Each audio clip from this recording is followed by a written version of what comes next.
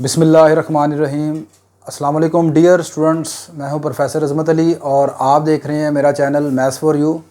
Students, जैसा कि आप जानते हैं कि हमने कैलकुलस से chapter number 3 journal theorems and indeterminate forms जो है ये स्टार्ट किया हुआ है।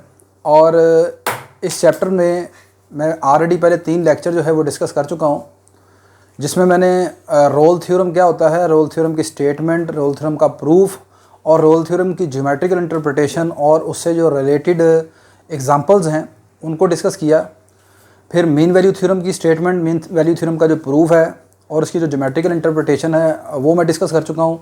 लास्ट लेक्चर में मैंने एक्सरसाइज आपकी जो 3.1 है उसमें से जो फर्स्ट 6 क्वेश्चन हैं जो कि आपके पास रोल थ्योरम की जो एप्लीकेशंस हैं या रोल थ्योरम की जो क्वेश्चंस हैं उनको मैंने डिस्कस किया। आज के लेक्चर में हम इंशाल्लाह मीन वैल्यू थ्योरम जो है उससे जो रिलेटेड क्वेश्चंस हैं उनको डिस्कस करेंगे।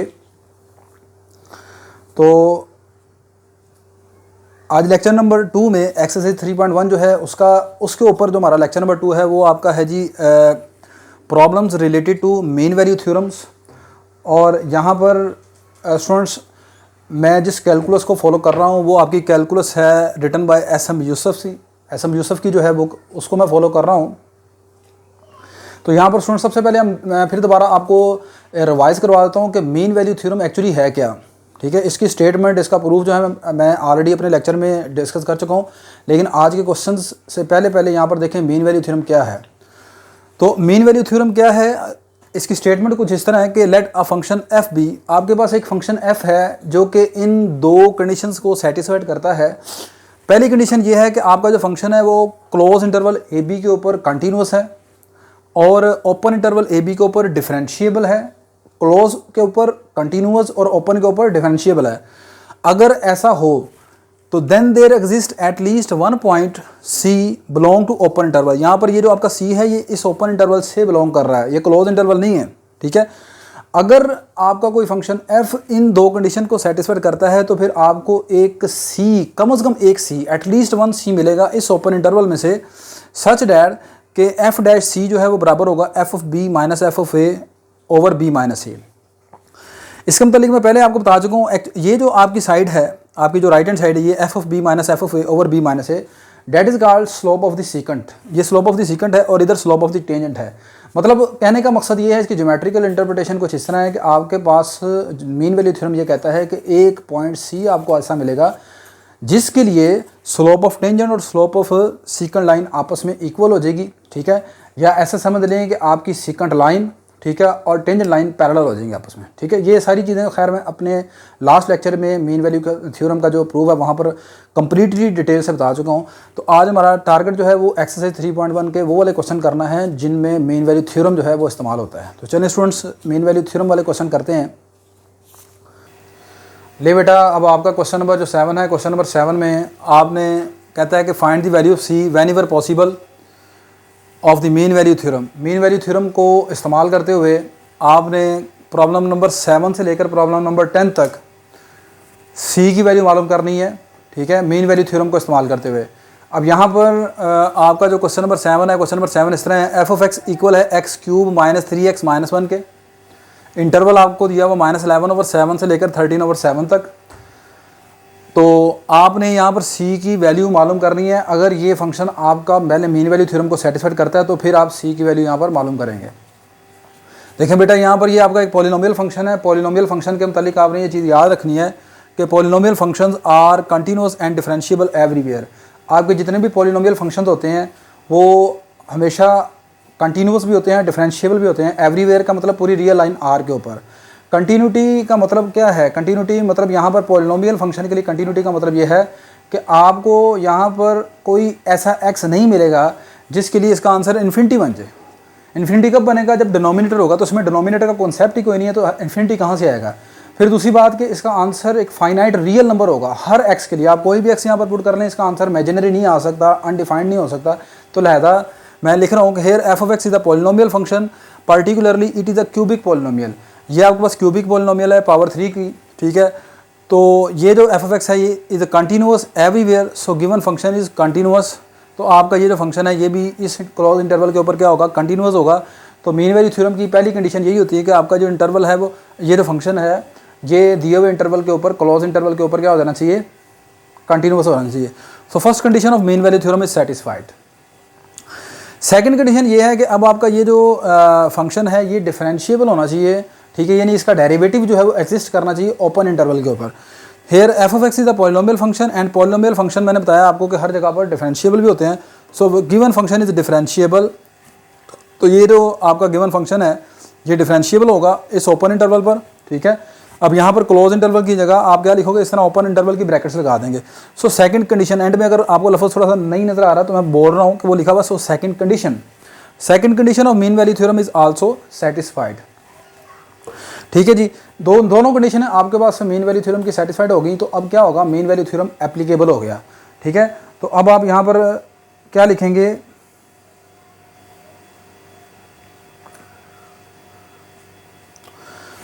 अच्छा जी, as given function satisfied all the condition satisfied करके, तो आपको एक नंबर सी मिलेगा इस ओपन इंटरवल में से, और इस ओपन इंटरवल में सी मिलेगा सच डैट कि जैसे मैंने आपको शुरू में मीन वैल्यू थ्योरम की डेफिनेशन बताई कि एफ डैश सी और F of B minus F of A बराबर ओवर बी माइनस ए, ये दोनों चीज़ें आपस में क्या होंगी, बराबर होंगी। अब यहाँ से बेटा सबसे पहले आपने ये एफ डैश सी कैलकुलेट करना है। एफ डैश सी कैलकुलेट करने के लिए पहले आप इस फंक्शन का डेरिवेटिव कैलकुलेट कर लें, ठीक है। तो आपके पास फंक्शन है एक्स क्यू माइनस 3x, इसका डेरिवेटिव बताएं मुझे क्या आएगा, 3x स्क्वायर माइनस 3, ठीक है। अब इसमें एफ डैश सी मालूम करने के लिए x की जगह c पुट कर दें, तो ये आ जाएगा f dash C equal to 3c square minus 3, ठीक है। ले बेटा यहाँ पर आपने एफ डैश सी जो है वो आ गया 3c स्क्वायर माइनस 3 के बराबर। अब आपने इसमें राइट हैंड साइड निकालनी है, तो राइट हैंड साइड में पहले आपको एफ ऑफ बी चाहिए, फिर एफ ऑफ ए चाहिए, ठीक है। तो एफ ऑफ बी आ जाएगा, बी का मतलब यहाँ पर जो आपके इस इंटरवल की अपर लिमिट है यानी 13/7, तो आपने ये आपका फंक्शन है x Q minus 3x minus 1, इसमें x की जगह 13/7 पुट कर दिया, तो ये आ जाएगा 13/7 का क्यूब माइनस 3x, एक्स की जगह 13/7 आ गया, आगे आ गया -1। इसको आप सोल्व कर लें, सोल्व करने के बाद इसका आंसर आएगा -57/353। सिमिलरली यहाँ पर अब आपने निकालना है एफ ऑफ ए, तो एफ ऑफ ए का मतलब है -11/7 के ऊपर आपने फंक्शन की वैल्यू निकालनी है।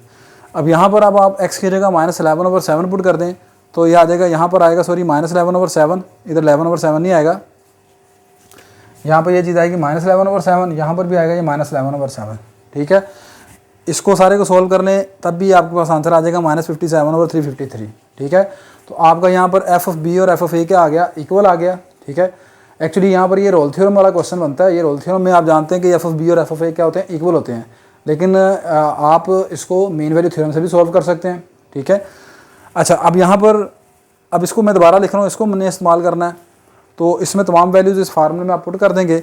एफ डैश सी की वैल्यू आई है 3c स्क्वायर माइनस 3, और एफ ऑफ बी और एफ ऑफ ए जब बराबर हो जाएंगे तो फिर आप जानते हैं ऊपर वाला नोमिनेटर क्या हो जाएगा, 0 के इक्वल आ जाएगा।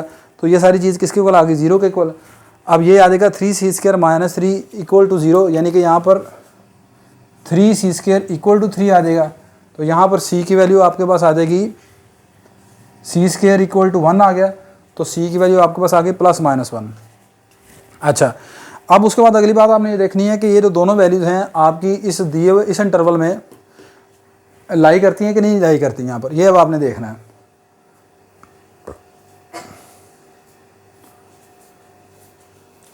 तो अब ये c की वैल्यू +-1 और 1, ठीक है। 13/7 कर लें, ये भी 1 पॉइंट समथिंग है और ये भी -1 पॉइंट समथिंग आएगा, तो दोनों वैल्यूज़ आपकी जो है वो इस इंटरवल में लाई करती हैं। Hence valid value of c, ये दोनों वैल्यूज ही आपकी इसमें आ जाएंगी यहाँ पर, ठीक होगी बात क्या नहीं। तो c की इस क्वेश्चन में दो वैल्यूज निकलती हैं, एक है +1 और एक है -1। नेक्स्ट बेटा यहाँ पर अब आप क्वेश्चन नंबर 8 की तरफ हम चलते हैं। तो क्वेश्चन नंबर 8 आपका है कुछ इस तरह, एफ ऑफ एक्स दिया हुआ है आपको स्क्वायर रूट x -2 के इक्वल, और इंटरवल आपके पास है 2 से 4 तक। अब ये आपका जो फंक्शन है ये आपका है जी रेडिकल फंक्शन, यानी कि स्क्वायर रूट वाला फंक्शन है। तो स्क्वायर रूट वाले फंक्शन में एक चीज़ अब आपने यहाँ पर गौर करनी है कि कहीं पर ये x की कोई ऐसी वैल्यू तो नहीं है जिसके लिए इसका आंसर जो है वो इमेजिनरी बनता हो। जब भी आपका अंडर रूट वाला फंक्शन आएगा तो उसमें एक ही चीज़ प्रॉब्लम कर सकती है आपको, और वो ये है कि आपने x की ऐसी वैल्यू देख लेनी है जिसकी वजह से इसका आंसर अंडर रूट इमेजिनरी ना बनता हो। Here f of x is the radical function which is defined over the interval. अब ये पहली बात इस इंटरवल के ऊपर तो डिफाइंड है, जब आप एक्स की वैल्यू यहाँ पर 4 पुट करते हैं यानी कि आपका जो एफ ऑफ 4 है, एफ ऑफ 4 आपके पास आएगा 4 - 2 डैट इज इक्वल टू 2, ठीक है। अपर लिमिट पर इसका आंसर आएगा 2 के इक्वल, और जब लोअर लिमिट पुट करोगे तो 2 - 2 0, मतलब यहाँ पर फंक्शन की जो रेंज है वो आपके पास 0 से लेकर 2 तक है। इस फंक्शन की जो रेंज है 0 से 2 तक है, यानी कि कोई भी ऐसा आंसर नहीं आ रहा जिस पर इसका आंसर क्या है, कोई भी ऐसी वैल्यू नहीं आ रही जो फाइनाइट ना हो या इमेजिनरी हो, ठीक है। तो मैंने लिखा कि आपका जो फंक्शन है ये आपके इस क्लोज इंटरवल 2 से 4, वो एंड में 2 से 4 नहीं नज़र आ रहा, तो वो ये लिखा हुआ है 2 से 4 के ऊपर ये आपका फंक्शन जो है वो क्या है, डिफाइंड है। तो फंक्शन आपका hence function is continuous over close interval 2 से 4। So first condition of mean value theorem satisfied, पहली कंडीशन सेटिस्फाइड हो गई। अब दूसरी कंडीशन ये है कि इसका डेरिवेटिव भी एग्जिस्ट करना चाहिए इसके ऊपर। तो फंक्शन का पहला डेरिवेटिव ले लिया, आप इसका डेरिवेटिव जानते हैं वो आ जाएगा 1/2 स्क्वायर रूट x - 2, यही डेरिवेटिव बनेगा ना इसका, ठीक है। अब आपने यहाँ पर देखना है क्या ये जो इसका डेरिवेटिव है इस ओपन इंटरवल के ऊपर, अब क्लोज इंटरवल नहीं लेना, ओपन इंटरवल के ऊपर ये डिफाइंड है कि नहीं है। हाँ, अगर तो क्लोज इंटरवल होता तो फिर आप देखो यहाँ पर जब x की जगह 2 पुट करते, अगर क्लोज इंटरवल होता, अब आपने इंटरवल लेना है ओपन, ओपन इंटरवल का मतलब है ये, यानी ना तो इसमें 2 शामिल है ना इसमें 4 शामिल है, ठीक है। अगर तो आप होते डिफरेंशियबिलिटी चेक करते हैं ना क्लोज इंटरवल के ऊपर, तो फिर तो ये आप यहाँ पर कहते हैं कि ये आपका जो फंक्शन है ये इसका डेरिवेटिव x = 2 के ऊपर एग्जिस्ट नहीं करता। लेकिन यहाँ पर चूँकि डिफरेंशियबिलिटी हमेशा ओपन इंटरवल पर चेक की जाती है, तो लिहाजा आप यहाँ पर देख लें 2 से लेकर 4 के दरमियान कोई भी वैल्यू आप पुट कर लें, 2 से 4 के दरमियान कोई भी यहाँ पर वैल्यू पुट कर लें, इसका आंसर जो है देखो जी 2 से 4 का मतलब है 2 से बड़ी बड़ी वैल्यूज़, तो कोई भी वैल्यू यहाँ पर पुट कर लें, इसका आंसर जो है ना तो इमेजिनरी बनेगा और ना ही अनडिफाइंड बनेगा, ठीक है। तो मैंने लिखा कि फंक्शन डिफाइंड है 2 से 4 तक, सो given function is differentiable over the interval 2 से 4। तो सेकंड कंडीशन भी आपको मीन वैल्यू थ्योरम की सेटिस्फाइड होगी। सो second condition mean value theorem की सेटिस्फाइड है। तो अब आपके पास एक नंबर सी मिलेगा आपको ओपन इंटरवल 2 से 4 के दरमियान, ठीक है। So there exist a point C belong to 2 4 such that कि एफ डैश सी जो है वो F of B minus F of A over B minus A के बराबर है, ठीक है। अब आपने लास्ट क्वेश्चन की तरह यहाँ पर भी इसकी लेफ्ट हैंड साइड और राइट हैंड साइड निकालनी है। तो लेफ्ट हैंड साइड क्या है, एफ डैश सी, एफ डैश सी निकालने के लिए आप सबसे पहले इस फंक्शन का डेरिवेटिव ले लेंगे। तो डेरिवेटिव ये निकाला है आपने 1/2 अंडर x - 2। यहाँ पर बेटा आप x की जगह सी पुट कर दें, तो ये अब आप x की जगह यहाँ पर सी पुट कर देंगे, याद आएगा f dash C is equal to 1 यहाँ पर x की जगह आपने क्या पुट करना है सी, तो ये 1/2 c - 2 आ जाएगा। इसे मैंने क्वेश्चन नंबर 1 कह दिया। अब राइट हैंड साइड निकालनी है F of B minus F of A, ठीक है। तो एफ ऑफ बी कितना है, बी का मतलब है अपर वैल्यू 4 और ए का मतलब लोअर वैल्यू इंटरवल की 2 आ गई। तो F of 4 minus F of 2 B minus A यानी 4 - 2 आ गया, ठीक है। अब एफ ऑफ 4 निकालना है, तो आपका फंक्शन आपके पास है, ये मैंने निकाला एफ ऑफ 4 2 के इक्वल। आपका फंक्शन किसके बराबर है, √x - 2 के बराबर है। तो x की जगह क्या पुट कर दोगे, यहाँ पर x की जगह पुट करोगे 4, तो 4 - 2 आ जाएगा। फिर आप एफ ऑफ x में 2 पुट करेंगे तो आ जाएगा √2 - 2, ठीक है। तो यहाँ से इसका जो आंसर आएगा 4 - 2 कितना बन जाएगा, 2 रह जाएगा, 2 - 2 0 हो गया, ऊपर आ जाएगा √2, नीचे आ जाएगा 2। तो √2/2 किसके बराबर होता है, √2/2 किसके बराबर आएगा 1/√2। क्लियर होगी बात ये। तो अब 1 और 2 को इक्वेट कर लें बाय इक्वेटिंग 1 and 2। 1 आपकी क्या थी, ये है एफ डैश सी, और 2 आपकी 2 की वैल्यू क्या निकली है 1/√2, ठीक है। इसको मैंने 2 कह दिया यहाँ पर, अगर आपको नज़र नहीं आ रहा तो ये आपके पास एक्चुअली इस तरह है, ये आपके पास क्वेश्चन नंबर 2 आ गई। तो मैंने ये 1 और ये 2 को इक्वेट कर लिया, क्योंकि आपके पास क्यों इक्वेट किया है,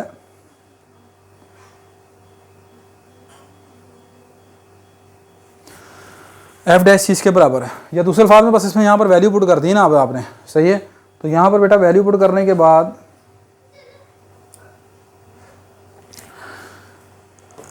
एफ डैश सी का आंसर ये आ गया 1/2 √c - 2, और इस साइड का आंसर आपके पास इस साइड का आंसर आया है 1/√2, ये चीज़ आ गई। अब क्रॉस मल्टीप्लिकेशन इसको इधर ले आए, ये चीज़ उधर चल जाएगी, ठीक है। 2 टाइम √c - 2 आ जाएगा। By squaring on both side, दोनों तरफ आपने स्केयरिंग कर ली, इधर 2 का स्केयर आ जाएगा 4, इधर इसका स्केयर करेंगे ये c - 2 आ जाएगा, इधर स्केयर करेंगे ये आपके पास 2 आ जाएगा, ठीक होगी बात ये। 4 इधर मल्टीप्लाई हो रहा है, दूसरी तरफ जाकर डिवाइड हो गया, तो c - 2 किसके बराबर आ गया 1/2 के बराबर। ये 2 का 2 माइनस हो रहा है, दूसरी तरफ जाकर प्लस हो जाएगा। तो सी की वैल्यू कितनी आ जाएगी 5/2 डेट इज़ 2.5। ठीक है, अब आपने ये देखना है कि क्या ये सी की वैल्यू आपके उस ओपन इंटरवल में लाई करती है कि नहीं लाई करती। आपका ओपन इंटरवल था 2 से लेकर 4 के दरमियान, आपका ओपन इंटरवल 2 से 4 के दरमियान है और सी निकला है 2.5। तो आप जानते हैं 2.5 यहाँ पर आएगा, यानी कि इस इंटरवल के अंदर है। तो hence mean value theorem is valid for C is equal to 5/2। ठीक है, तो ये बेटा आपका क्वेश्चन नंबर हो गया 8 कंप्लीट। नेक्स्ट अब आप क्वेश्चन नंबर 9 की तरफ देखें। ले बेटा नेक्स्ट अब आपका क्वेश्चन नंबर 9 बेटा जी कुछ इस तरह है कि आपका फंक्शन आपको दिया हुआ है x³ - 5x² + 4x - 2। इंटरवल आपके पास है 1 से 3 तक। ये फिर आपका पॉलिनोमियल फंक्शन है। क्वेश्चन नंबर जो 7 अभी आपने किया था उसमें मैंने आपको बताया था कि जो पॉलिनोमियल फंक्शन होते हैं या कोई भी पॉलिनोमियल फंक्शन है, ठीक है, चाहे वो क्यूबिक पॉलिनोमियल है या किसी भी डिग्री का पॉलिनोमियल फंक्शन है, वो हमेशा क्या होता है कंटिन्यूअस भी होता है और डिफरेंशिएबल भी होता है। तो इसमें आपने यहाँ पर तो पहली 2 कंडीशन सीधी सीधी लिखनी है। ठीक है, जब भी पॉलिनोमियल फंक्शन आ जाए तो आपने बिला झिझक ये लिखना है कि गिवन फंक्शन जो है वो कंटिन्यूअस भी है और डिफरेंशिएबल भी है। ठीक है, तो यही मैंने बातें लिखी हैं। Here f(x) is a polynomial function, particularly it is cubic polynomial function are continuous everywhere.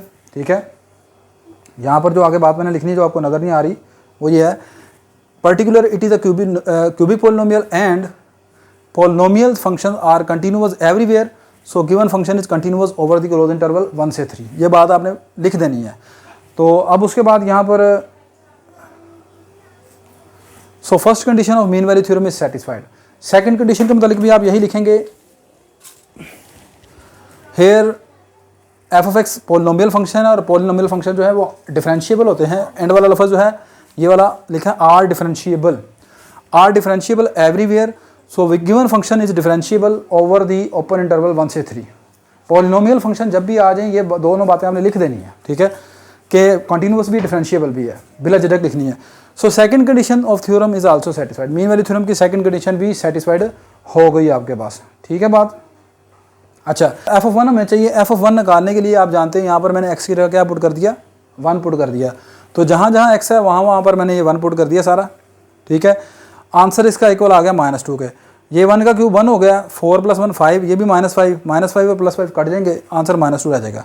अगली चीज़, अब आपने f(3) निकालना है। तो x जहाँ जहाँ x है वहाँ पर क्या पुट कर दोगे, x की जगह 3 पुट कर दोगे। तो x की जगह जब आपने सारा 3 पुट कर दिया है, 3 का क्यूब -5 टाइम 3 का स्क्वायर प्लस 4 × 3 -2, तो इसका आंसर कितना बनता है? आंसर बेटा आ जाएगा इसका -8 के बराबर। सो अब यहाँ पर ये दोनों आपने आंसर निकाल लिए, सही है। तो अब देखें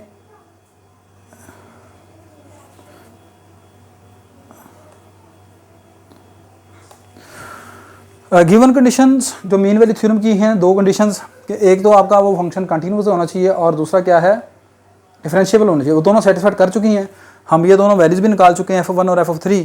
तो फिर आपके पास एक पॉइंट C निकलेगा।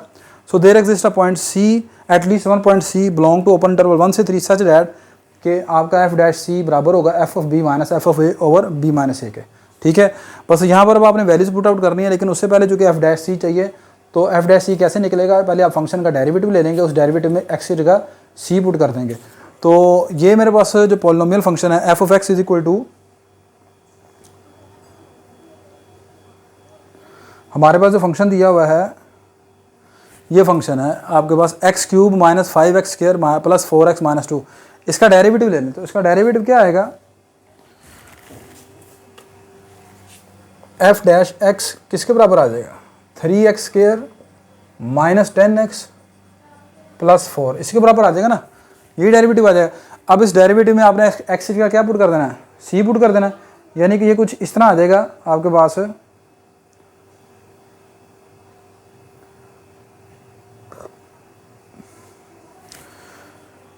ये x की जगह आपने पुट कर दिया c, तो f' आ जाएगा 3c² - 10c + 4। इसे मैंने क्वेश्चन नंबर 1 कह दिया। ठीक है, अब आपने इसकी निकालनी है ये right hand side f(b) - f(a), तो f(b) यानी f(3) का जवाब आपने निकाला था 8 के बराबर अभी। ठीक है, सॉरी -8 निकाला था, -8 आ गया। f(1) का जवाब आया था आपके पास -2, ये -2 आ गया। ठीक है, -8 और +2 कितना हो गया, -6 -6/2 -3 आ गया। तो ये इस सारी राइट हैंड साइड का जवाब आ गया -3 के बराबर। तो इसकी वैल्यू 1 की और 2 की वैल्यू को यहाँ पर आप पुट कर देंगे इस इक्वेशन में, या दूसरे अल्फाज में 1/2 को मैंने 1 और 2 को क्या कह दिया, इक्वेटिंग कर ली। इक्वेटिंग का लफ्ज़ लिखना है, इक्वेटिंग लिख लें, या इसको हम कह देते हैं इक्वेशन नंबर 1। तो इन दोनों के आंसर जो निकले हैं उससे इक्वेशन नंबर 1 में पुट कर देंगे, आप ऐसे भी कर सकते हैं। ठीक है जी। एफ डैश सी का आंसर आया 3c² - 10c + 4, ये आ गया, इक्वल टू इसका आंसर निकला -3, -3 को उठा के इधर ले आया तो प्लस हो गया, तो 3c² - 10c + 7 = 0। क्वाड्रेटिक इक्वेशन बन गई सी में, इसके पेयर बना लेंगे, ये पेयर आ जाएंगे c-1 3c - 7, पेयर तो आप बना सकते हैं ना। ठीक है, तो ये दो पेयर बनेंगे यहाँ से, c की वैल्यू आपके पास यहाँ से एक 1 आ जाएगी और c की दूसरी वैल्यू आ जाएगी 7/3, इसे पॉइंट में कन्वर्ट कर लेंगे, बन जाएगा 2.333 अप टू 1। ठीक है, अब अगली बात यहाँ पर इंपॉर्टेंट ये है कि आपका जो इंटरवल है वो था 1 से 3, अब ओपन इंटरवल में आपने देखना है c की वैल्यू 2.33 जो है क्या इसके दरमियान लाई करती है, 7/3 2.33, तो ये तो इसके दरमियान लाई करती है। अब अगली बात, c की दूसरी वैल्यू 1 निकली है, क्या 1 इस ओपन इंटरवल में लाई करता है? 1 इसमें शामिल नहीं है, ये ओपन इंटरवल है, क्लोज इंटरवल होता तो फिर लाई करना था, तो 1 इसमें शामिल नहीं है, तो 1 चूँकि इससे बिलोंग नहीं करता, तो c की सिर्फ एक ही वैल्यू वैलिड है, जो जिसके लिए मीन वैल्यू थ्योरम होल्ड करता है। ठीक है, hence mean value theorem is valid for c = 7/3 यानी 2.33। ठीक है बेटा, ये आपका क्वेश्चन नंबर बेटा हो गया 9। नेक्स्ट यहाँ पर अब आप क्वेश्चन नंबर 10 की तरफ देखें। नेक्स्ट बेटा अब आपके पास क्वेश्चन नंबर जो 10 है, आपका क्वेश्चन नंबर 10 आपका है f(x) = x⁻²/2/3 और इंटरवल आपको दिया हुआ है -1 से +1। ठीक है, तो आपने यहाँ पर वही वैल्यू ऑफ c जो है वो मालूम करनी है। तो लेकिन सबसे पहले आप ये देखें कि ये वाला जो फंक्शन है आपके पास मीन वैल्यू थ्योरम की जो दो कंडीशंस हैं, कंटिन्यूटी और डिफरेंशिएबिलिटी, इसको सेटिस्फाइड करता है या नहीं करता। तो फंक्शन आपका -1 से +1 के ऊपर हर नंबर के ऊपर डिफाइंड है। Hair f(x) is defined. Defined का मतलब होता है बेटा यहाँ पर कि ये इसका जो आंसर है ना वो फाइनाइट रियल नंबर होना चाहिए। क्या होना चाहिए? फाइनाइट रियल नंबर होना चाहिए। सही है, इमेजिनरी ना हो, ठीक है, इन्फिनिटी ना बने। सही है, तो आप -1 से +1 के दरमियान यहाँ पर कोई भी नंबर आप यहाँ पर पुट कर लें, ठीक है, तो इसका आंसर ऑलवेज जो है वो क्या होगा? फाइनाइट रियल नंबर होगा। अच्छा, तो अगर ये फाइनाइट रियल नंबर, इसका आंसर हर वैल्यू पर फाइनाइट रियल नंबर है, तो हम कहेंगे given function is continuous over the close interval -1 से +1। अच्छा, सो first condition of mean value theorem is satisfied. पहली कंडीशन जो मीन वैल्यू थ्योरम की है वो तो होगी सेटिस्फाइड, लेकिन अब इसकी जो दूसरी कंडीशन है वो है डिफरेंशिएबिलिटी भी होनी चाहिए। यहाँ पर आपने इसका पहला डेरिवेटिव ले लिया, इसका डेरिवेटिव आ गया पावर, शुरू में पावर में से एक कम कर दिया, तो 2/3 है ना पावर, इसमें से एक कम करें, 2/3 में से इस पावर में से आप जानते हैं इसका डेरिवेटिव जो है f'(x) वो क्या निकलेगा? पावर शुरू में, पावर में से आप कर देंगे एक माइनस, तो ये आ जाएगा 2/3 x की पावर कितनी रह जाएगी? -1/3। अब जब पावर -1/3 ऐसे मैं यहाँ नीचे ले आऊँगा तो 2/3 टाइम x की पावर 1/3। अब ये जो आपके पास इसका डेरिवेटिव निकला है, ये डेरिवेटिव इस इंटरवल के ऊपर, इस ओपन इंटरवल -1 से +1 के ऊपर अनडिफाइंड है। क्यों अनडिफाइंड है? ये देखें ज़रा, जब आप इसमें इसके पहले डेरिवेटिव में यहाँ पर x की जगह 0 पुट करोगे तो ये आएगा 2/3 टाइम 0 की पावर 1/3। 0 की पावर 1/3 का मतलब 0, तो डिनोमिनेटर में 0 आने का मतलब आंसर क्या आया? इन्फिनिटी आ गया। सो given function is not differentiable, तो आपका गिवन फंक्शन डिफरेंशिएबल नहीं हुआ क्योंकि इसका डेरिवेटिव क्या हो गया? इन्फिनिटी हो गया। So second condition of mean value theorem is failed, so there is no valid value of C. तो अब जो कि इसकी दूसरी कंडीशन मीन वैल्यू थ्योरम की सेटिस्फाइड नहीं हो रही, इससे दायरा यहाँ पर कोई भी सी आपको नहीं मिलेगा, तो यहाँ पर सी की कोई वैल्यू एग्जिस्ट नहीं करती। ठीक है, नेक्स्ट बेटा आपके पास इन प्रॉब्लम 11 and 15, 11 to 15 के जो प्रॉब्लम्स हैं उसमें आपने मीन वैल्यू थ्योरम की जो एप्लीकेशन है वहाँ, यहाँ तक तो आप वैल्यू ऑफ सी मालूम कर रहे थे ना। अब application of mean value theorem इस्तेमाल होंगी, स्टार्ट होंगी। यहाँ पर मतलब क्या है कि आपने मीन वैल्यू थ्योरम को इस्तेमाल करते हुए यहाँ पर आपको रिजल्ट्स दिए हुए हैं, उन रिजल्ट्स को आपने प्रूफ करना है। ठीक है, क्या करना है? आपको चंद एक रिजल्ट्स दिए हुए हैं, उन रिजल्ट्स को आपने प्रूफ करना है, लेकिन किसको इस्तेमाल करते हुए? मीन वैल्यू थ्योरम को। तो इस चीज़ को हम बोलते हैं application of mean value theorem, mean value theorem की एप्लीकेशंस। नहीं जी, पहला क्वेश्चन नंबर 11 आपका ये है कि आपने प्रूफ करना है sin x minus sin y absolute is always less than equal to x minus y absolute for any real number x y। मैं इस चीज़ का आपको ज़रा थोड़ा सा नंबरों की फॉर्म में ज़रा समझा देता हूँ। मिसाल के तौर पर देखो, ये कहना इस तरह चाह रहा है कि आपने फ़र्ज़ करें एक्स रखा हो जैसे 60 डिग्री, ठीक है। 60 डिग्री का मतलब है π/3 रेडियन, साइन π/3 हो और साइन π/4 हो। इसका जो आंसर निकलेगा ना वो हमेशा इससे कम होगा, π/3 माइनस π/4 से। यानी एक तरफ है साइन ऑफ एंगल्स, एक तरफ साइन ऑफ एंगल्स हैं, उनका डिफरेंस है, और दूसरी तरफ उन एंगल्स का डिफरेंस है, ठीक है। कंपैरिजन है एक तरफ साइंस का और दूसरी तरफ उनके एंगल्स का। तो एंगल्स का जो डिफरेंस है ना वो हमेशा बिगर होता है, ठीक है, इनके साइन से, ठीक है। ये आपको ऐसे मैंने एग्जांपल यहाँ पर लिख के दी कि साइन π/3 माइनस साइन π/4 निकाल लें, इसका आंसर भी निकाल कर देख लें, और इधर π/3 माइनस π/4 का इसको रेडियन में कन्वर्ट कर लेना। आप पाई की वैल्यू यहाँ पर आप अप्रॉक्सीमेटली 3.14 पुट कर दें, 3.14 को 3 पर डिवाइड करें, फिर 3.14 को 4 पर डिवाइड करें, इन दोनों को करके माइनस, इधर भी इनके आंसर कैलकुलेटर से निकाल के देख लें, ये वाली चीज़ ज़्यादा बड़ी होगी, ठीक है। ये बताना चाह रहा है आपसे। अच्छा, यहाँ पर बेटा एक और चीज़ आपने यहाँ पर जो अब इन क्वेश्चंस में आगे जो क्वेश्चंस आ रहे हैं उनमें जो इम्पोर्टेंट चीज़ आपने ख्याल रखनी है वो सुन ले ज़रा। आपने ये जो इनइक्वालिटीज़ हैं या जो आपको प्रूफ करने के लिए दिया जाएगा उसमें आपने ये देखना है कि आपको आपका फंक्शन क्या है जो क्वेश्चन में लिखा हुआ है। यहाँ पर फंक्शन लिखा हुआ है साइन, तो आप सबसे पहले तो ये बात याद रखें, यहाँ पर आप जो फंक्शन खुद सेलेक्ट किया करेंगे ना, वो अगर वो साइन है तो फिर साइन लेट कर लें, अगर कोज है तो कोज लेट कर लें। क्लियर होगी बात ये। अगली चीज़, यहाँ पर एक इंटरवल आपने खुद बनाना होगा, वो इंटरवल कैसे बनाएंगे उसको ज़रा गौर से देखिएगा। आपने यहाँ पर इस क्वेश्चन में ये लिखा हुआ है x माइनस वाई का एब्सोल्यूट। अब ये x माइनस वाई लेके आना है तो आप कैसा इंटरवल लोगे, क्लोज इंटरवल x से y या क्लोज इंटरवल y से x,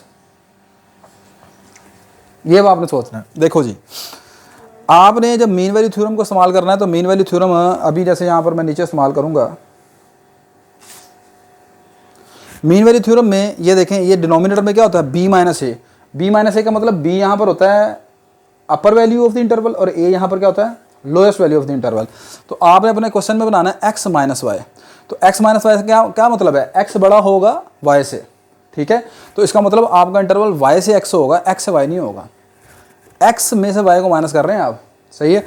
तो फिर आप इंटरवल लोगे y से x। अगर y माइनस x होता तो फिर आप y माइनस x होता तो फिर y बड़ा होता तो फिर x से y की तरफ जाते, ठीक है। ये एक दो क्वेश्चन और आएंगे, उससे आपको मज़ीद आइडिया हो जाएगा। तो सबसे पहली बात तो आपने यहाँ पर फंक्शन देखना है, फंक्शन आपका है साइन फंक्शन, तो आपने जो फंक्शन लेट कर लेना है f(t) वो आ गया साइन t के बराबर। अगली बात आपने यहाँ पर एक इंटरवल सोचना है, ठीक है। तो इंटरवल मैंने ले लिया, t बिलोंग करता है y से x। अगली चीज़, अब आप जानते हैं कि जो साइन फंक्शन होता है वो कंटिन्यूअस होता है अपनी पूरी डोमेन के ऊपर।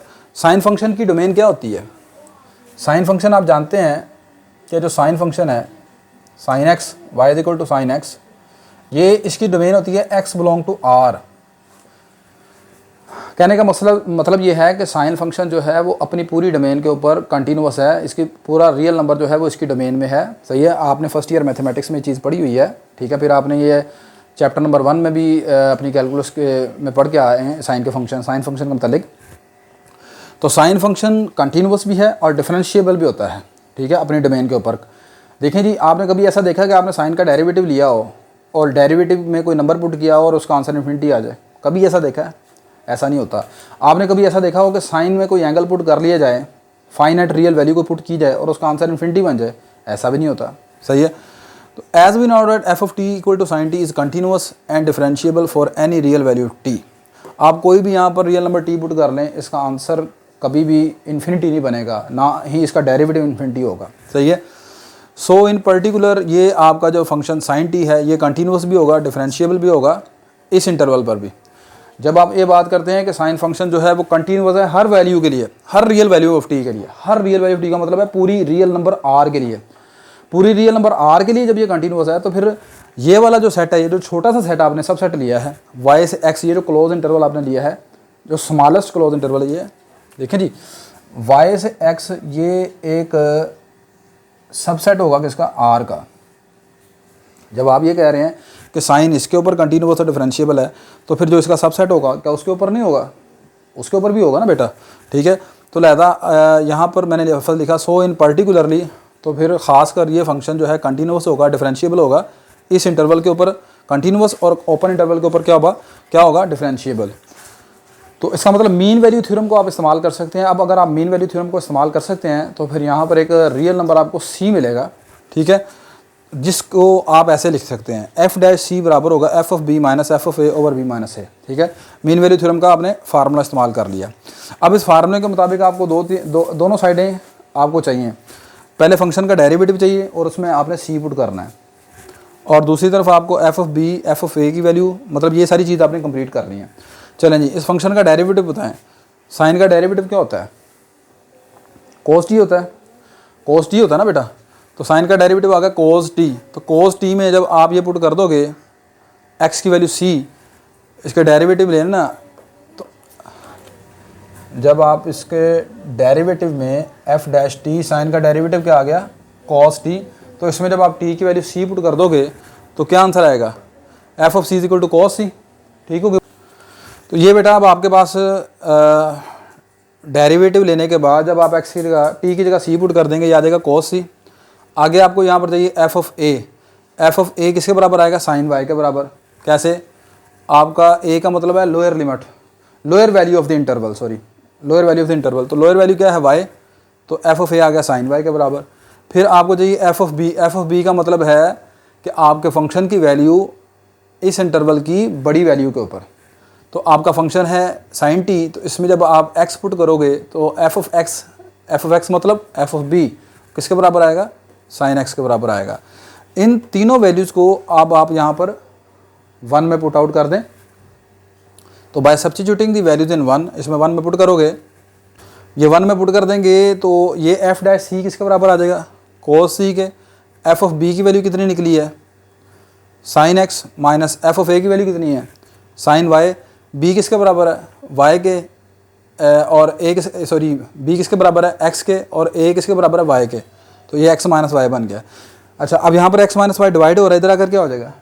मल्टीप्लाई हो जाएगा। तो cos C into x minus y किसके बराबर आ जाएगा? Sine x minus sine y के, ठीक है। अब आपने जो रिजल्ट प्रूफ करना है उसमें देखें sine x minus sine Y का क्या है? एब्सोल्यूट है। आपने जो रिजल्ट प्रूफ करना है, ये रिजल्ट प्रूफ करना है आपने, sine x minus sine Y का क्या है? एब्सोल्यूट लिया हुआ है, सही है। तो अब आप ऐसा करें, यहाँ पर जो आपने ये वाला रिजल्ट बनाया है, यहाँ पर ये जो चीज़ है, तो इसमें दोनों तरफ क्या कर लें? एब्सोल्यूट ले लें। By taking absolute we have, तो इधर भी एब्सोल्यूट अप्लाई कर दें और इधर भी एब्सोल्यूट अप्लाई कर दें। ये जी sine x minus sine Y का एब्सोल्यूट आ गया इक्वल टू इधर कोस सी का एब्सोल्यूट आ गया, ये आ गया एक्स माइनस वाई का एब्सोल्यूट। इसे मैं 1 कह देता हूँ, ठीक है। अब अगला रिजल्ट आप जानते हैं कि साइन फंक्शन हो या कोस फंक्शन हो, इनकी जो रेंज होती है वो -1 से +1 के दरमियान होती है, यानी इनके आंसर -1 से +1 के दरमियान होते हैं। तो मैंने लिखा कोस सी का आंसर -1 और +1 के दरमियान है। जब आप इसका एब्सोल्यूट लेंगे तो एब्सोल्यूट लेने से क्या होता है? नेगेटिव ख़त्म हो जाता है, वैल्यू सारी क्या हो जाती हैं? पॉजिटिव हो जाती हैं, नेगेटिव वैल्यूज़ ख़त्म हो जाएंगी। तो कोस सी जो है वो उसका एब्सोल्यूट जो होगा वो लेस देन इक्वल टू आ जाएगा 1 से। देखें कोस की वैल्यू -1 और +1 के दरमियान है। जब आप एब्सोल्यूट लेंगे ये माइनस वाली वैल्यू छूट जाएंगी सारी। कोस सी का आंसर, कोस सी के एब्सोल्यूट की जो वैल्यूज़ होंगी ना, कोस सी का जो एब्सोल्यूट है इसकी वैल्यूज़ 0 और 1 के दरमियान आ जाएंगी, इस तरह ऐसे हो जाएंगी ये, ठीक है। तो इसका मतलब है कि कोस सी किससे कम हो गया? 1 से लेस हो गया। अब आपने ये जो 1 में आपको नज़र आ रही है चीज़, ये क्या कोस सी के एब्सोल्यूट के साथ क्या मल्टीप्लाई हो रहा है? एक्स माइनस वाई का एब्सोल्यूट मल्टीप्लाई हो रहा है ना। इधर दोनों तरफ आप एक्स माइनस वाई के एब्सोल्यूट को मल्टीप्लाई कर दें। मल्टीप्लाई अबव इनइक्वालिटी यानी इस इनइक्वालिटी को एक्स माइनस वाई के एब्सोल्यूट से मल्टीप्लाई कर दें। वी हैव, तो इसको जब आपने एक्स माइनस वाई के एब्सोल्यूट से मल्टीप्लाई किया तो ये बन गया एक्स माइनस वाई का absolute into cos C less than equal to, यहाँ पर जब आप मल्टीप्लाई करोगे 1 से तो क्या आ जाएगा? एक्स माइनस वाई का एब्सोल्यूट। अब अपने गौर से देखना है, ये इस सारी वैल्यू को X minus Y into cos C, X minus Y into cos C का एब्सोल्यूट किससे लेस आ गया? ये आ गया एक्स माइनस वाई के एब्सोल्यूट से। ये 1 से तरह देखें, ये सारी चीज़ किसके बराबर है? Sine x minus sine y absolute के। ये सारी चीज़ किसके बराबर है? Sine x minus sine y absolute के। ये इसके बराबर है और ये किससे कम है? इससे। मिसाल के तौर पर मैं आपसे कहता हूँ एक्स बराबर है वाई के एंड वाई छोटा है 1 से, सपोज कर लें y less than equal to है 1 के, सपोज करें अगर x y के बराबर है और y less than equal to 1 है, तो इसका मतलब क्या होगा, मैं कह सकता हूँ x भी लेस देन इक्वल टू 1 है कि नहीं। x और y बराबर हैं जबकि y less than equal to 1 अगर ऐसे लिखा हो तो इसका मतलब क्या होगा, x less than equal to 1 होगा कि नहीं होगा, होगा। तो जब आप ये कहते हैं कि ये चीज़, ये दोनों चीज़ें बराबर हैं और ये इसका आंसर जो निकला है वो लेस देन आ गया है इससे x माइनस वाई एब्सोल्यूट के, तो इसका मतलब क्या होगा, sine x minus sine y absolute का आंसर किससे लेस हो जाएगा, x माइनस वाई एब्सोल्यूट। दोबारा फिर देखें, ये दोनों बराबर हैं, इसका आंसर लेसर है, इसका आंसर किससे कम है, लेस देन इक्वल है x माइनस वाई एब्सोल्यूट से। ये जब आंसर इससे कम है तो फिर ये दोनों बराबर होंगी, तो ये इसका आंसर इसका क्या होगा, इससे कम हो जाएगा ना भाई। x और y बराबर हैं और y less than equal to 1 है, तो इसका मतलब क्या है, x less than equal to 1 है। आई होप कि आपको समझ आ गई होगी। x बराबर है y के, y छोटा है 1 से, तो इसका मतलब क्या है, x छोटा होगा 1 से। ये दोनों बराबर हो गए, आगे से ये छोटा हो गया x माइनस वाई एब्सोल्यूट से, तो इसका मतलब sine x minus sine y absolute किससे छोटा हो गया, x माइनस वाई एब्सोल्यूट के। ठीक है, तो ये आपका बेटा क्वेश्चन नंबर जो था 11 ये हमने कंप्लीट कर लिया। नेक्स्ट अब आप क्वेश्चन नंबर 12 की तरफ देखें। नेक्स्ट बेटा आपके पास जो आपका क्वेश्चन नंबर 12 है, क्वेश्चन नंबर 12 में स्टेटमेंट इस तरह है, कोज ax minus cos bx over x less than equal है एब्सोल्यूट b माइनस a के, और x आपका यहाँ पर नॉट इक्वल टू 0 है। x इक्वल टू 0 होगा तो अनडिफाइंड हो जाएगा, इसलिए उसने लिख दिया कि x नॉट इक्वल टू 0 है। लास्ट क्वेश्चन की तरह यहाँ पर भी आपने सबसे पहले देखना है कि आपके क्वेश्चन में आपको फंक्शन कौन सा गिवन है। आपका जो फंक्शन है वो है कोसाइन फंक्शन, तो आप सबसे पहले लेट कर लेंगे, लेट एफ ऑफ टी बराबर है कॉस टी के, और टी बिलोंग करता है। अब इंटरवल आपने बनाना है, यहाँ पर जो इंटरवल है वो कैसे बनाएंगे जरा देखें। कोज ए एक्स में से कोज बी एक्स को माइनस किया जा रहा है, तो इसका मतलब बड़ी वैल्यू यहाँ पर ले रहा है वो ए एक्स को और स्मॉलर वैल्यू ले रहा है बी एक्स को। तो आपका बड़ा एंगल जो है वो ए एक्स है और स्मॉलर एंगल बी एक्स है। बड़ा angle A x, smaller angle B x. तो स्मॉलर एंगल को लिखा आपने पहले और बड़े एंगल को लिखना आपने बाद में। इंटरवल जब भी लिखते हैं छोटी वैल्यू से बड़ी वैल्यू के दरमियान, बड़ी वैल्यू की तरफ लिखते हैं, तो बड़ा एंगल ए एक्स, छोटा एंगल बी एक्स। क्लियर होगी बात, ये यहाँ तक समझ आ गया। अगली चीज़ बिल्कुल लास्ट क्वेश्चन की तरह यहाँ पर भी कोसाइन फंक्शन आपका कंटिन्यूस फंक्शन होता है। कोसाइन फंक्शन की डोमेन क्या होती है? कोसाइन फंक्शन की डोमेन होती है set of real number R, यानी कि माइनस इन्फिनिटी से लेकर प्लस इन्फिनिटी के दरमियान। और इसकी जो रेंज होती है y is equal to cos x अगर आपका फंक्शन है तो इसकी रेंज होती है -1 less than equal to y, y less than equal to +1। ये चीज़ें बेसिक आप जानते हैं, ठीक है। नहीं पता तो ये मैंने यहाँ पर लिख दी हैं। तो कोसाइन फंक्शन आपका मैं बता रहा हूँ कि उसकी रेंज, उसकी जो डोमेन है, डोमेन का मतलब उन वो वैल्यूज़ जिनके लिए, ऐसी वैल्यूज़ जिनके लिए आपका फंक्शन डिफाइंड है यानी कंटिन्यूस है। तो किसके लिए डिफाइंड है? आर के लिए। आर के लिए डिफाइंड होने का मतलब हर वैल्यू के लिए डिफाइंड है, ठीक है। फिर वही बात रिपीट करता हूँ कि क्या आपने कभी ऐसा देखा कि आपने कोज फंक्शन में कोई ऐसी वैल्यू पुट की हो कभी कि उसका आंसर इन्फिनिटी बन जाए? कभी ऐसा देखा हो? कोसाइन फंक्शन किसी नंबर पर इन्फिनिटी होता है, किसी फाइनाइट नंबर पर इन्फिनिटी होता है, ठीक है। कभी नहीं आपने देखा। कभी ऐसा देखा होगा कोसाइन फंक्शन का कोस का डेरिवेटिव लें, डेट इज़ माइनस साइन, ठीक है, उसमें कोई वैल्यू पुट करें तब भी उसका आंसर जो है वो इन्फिनिटी बन जाए? तो ऐसा कभी नहीं होता। तो मैं यहाँ पर कहना ये चाह रहा हूँ कि आपका कोसाइन फंक्शन कंटिन्यूस भी है और डिफरेंशिएबल भी है। एवरीवेयर, एवरीवेयर का मतलब कहते हैं हर नंबर के लिए। क्लियर होगी बात? तो as we know that f of t equal to cos t is continuous and differentiable for any real value of t. हम जानते हैं कि आपका कोसाइन फंक्शन हर रियल वैल्यू ऑफ टी के लिए कंटिन्यूस भी है, डिफरेंशिएबल भी है। सो इन पर्टिकुलरली, तो लिहाजा ख़ास तौर पर आपका ये जो फंक्शन है ये कंटिन्यूस भी होगा, डिफरेंशिएबल भी होगा। कंटिन्यूस होगा इस क्लोज इंटरवल पर जो आपने ये रखा था, और डिफरेंशिएबल होगा इसको आप ओपन इंटरवल में लिख दें। पहले आपने लिखना है कि हम जानते हैं कि ये फंक्शन हर रियल वैल्यू के लिए कंटिन्यूस भी है, डिफरेंशिएबल भी है। फिर उसके बाद अगली लाइन ये लिखनी है, लिहाजा ये जो फंक्शन होगा ये ख़ास तौर पर, पर्टिकुलरली मतलब ख़ास तौर पर ये फंक्शन इस इंटरवल के लिए कंटिन्यूस होगा, और इसी को दोबारा लिखेंगे ओपन इंटरवल की फॉर्म में, इसके लिए होगा डिफरेंशिएबल रिस्पेक्टिवली। तो मीन वैल्यू थ्योरम की दोनों कंडीशन यहाँ पर ये फंक्शन सेटिस्फाइड कर गया। तो अब आपने लिखना है so by using mean value theorem. Mean value theorem का फार्मूला लगा देंगे आप, ठीक है। ये लिखने के बाद कि एक नंबर सी मिलेगा इस इंटरवल में से सच डैट कि एफ डैश सी बराबर होगा F of B minus F of A over B minus A. ये फार्मूला लगाने के बाद आप जानते हैं कि इस फार्मूले में आपको दो चीज़ों की ज़रूरत है, एक इसके लेफ्ट हैंड साइड के लिए आपको डेरिवेटिव चाहिए और इसकी राइट हैंड साइड के लिए ये सारी चीज़ आपको चाहिए। क्लियर होगी बात क्या नहीं होगी?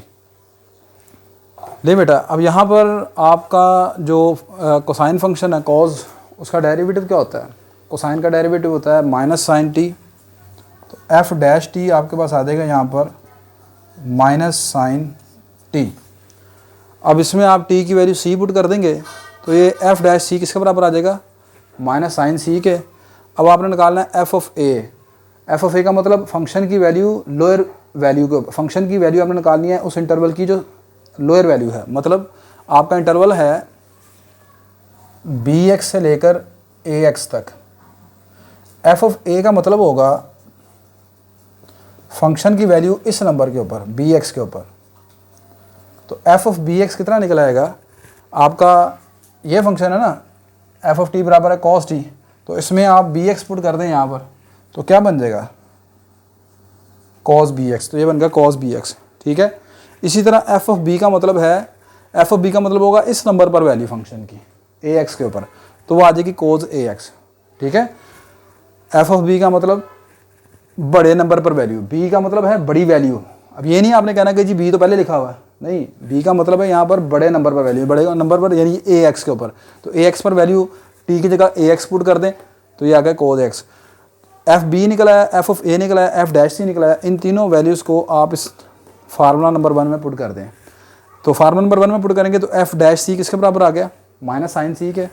एफ बी की कीमत कितनी आ गई? कोज A x minus F of A किसके बराबर आ गया? कोस बी एक्स के ओवर बी माइनस ए। तो बी किसके बराबर है? बी का मतलब बड़ी वैल्यू हो गया है A x minus A x का मतलब स्मॉलेस्ट वैल्यू, स्मॉलेस्ट वैल्यू क्या है? B x. ये नीचे डिवाइड हो रहा है, इधर आकर क्या हो जाएगा?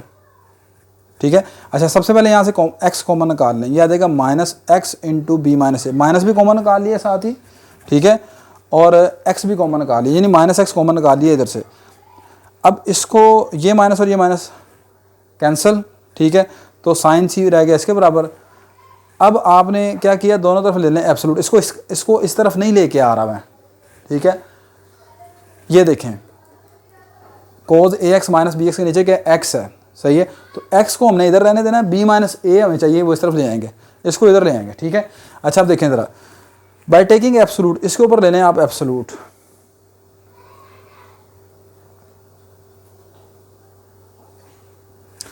इसके ऊपर मैंने एब्सोल्यूट ले लिया, जब इधर भी और इधर भी, तो ये आपके पास एब्सोल्यूट आ जाएगा साइन सी का एब्सोल्यूट, इधर इस वैल्यू का भी एब्सोल्यूट आ जाएगा इस तरह।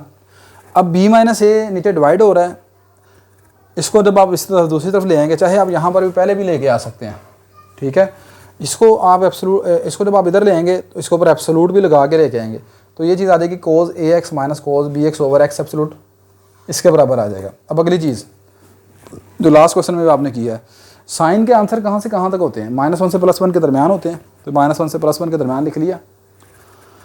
एब्सोल्यूट लिया तो एब्सोल्यूट लेने से नेगेटिव नंबर हो गए ख़त्म। साइन सी का एब्सोल्यूट किस तरह कम हो गया, एब्सोल्यूट लेस देन 1 आ गया, लेस देन इक्वल टू 1 आ गया। क्लियर होगी बात क्या नहीं? देखें साइन सी एब्सोल्यूट जो है लेस देन इक्वल आ गया 1 के। अब आपने ये वाली चीज़ बनानी है, साइन सी किसके साथ मल्टीप्लाई हो रहा है? बी माइनस ए से। दोनों तरफ बी माइनस ए के एब्सोल्यूट से मल्टीप्लाई करवा दें। बी माइनस ए एब्सोल्यूट से मल्टीप्लाई करवाया, ये लेस देन आ जाएगा बी माइनस ए का एब्सोल्यूट। अब आप ज़रा गौर करें, ये चीज़ इसके बराबर है और ये कम किससे है? बी माइनस ए एब्सोल्यूट से। ये चीज़ इसके बराबर है और ये आगे किससे छोटा है? बी माइनस ए के एब्सोल्यूट से स्मॉलर है, तो लिहाजा ये स्मॉलर हो जाएगा इससे, ठीक है। तो मल्टीप्लाई अबव इनक्वालिटी, ये सारी बात लिखने के बाद पुट इन 1, इसको 1 में पुट कर दें, तो वही बात मैं भी बता रहा हूँ कि ये दोनों बराबर हैं और इसका आंसर लेस देन इक्वल है बी माइनस ए से, लिहाजा इसका आंसर किससे छोटा होगा? लेस देन इक्वल आ जाएगा बी माइनस ए के। बात समझ रहे कि नहीं आ रहे? ये दोनों बराबर हैं और ये चीज़ छोटी है इससे, लिहाजा ये वाली चीज़ छोटी हो जाएगी बी माइनस ए से। क्लियर है?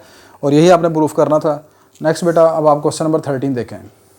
नेक्स्ट बेटा आपका क्वेश्चन नंबर 13 कुछ इस तरह है, tangent x plus tangent y absolute greater than equal to है एक्स प्लस वाई एब्सोल्यूट के।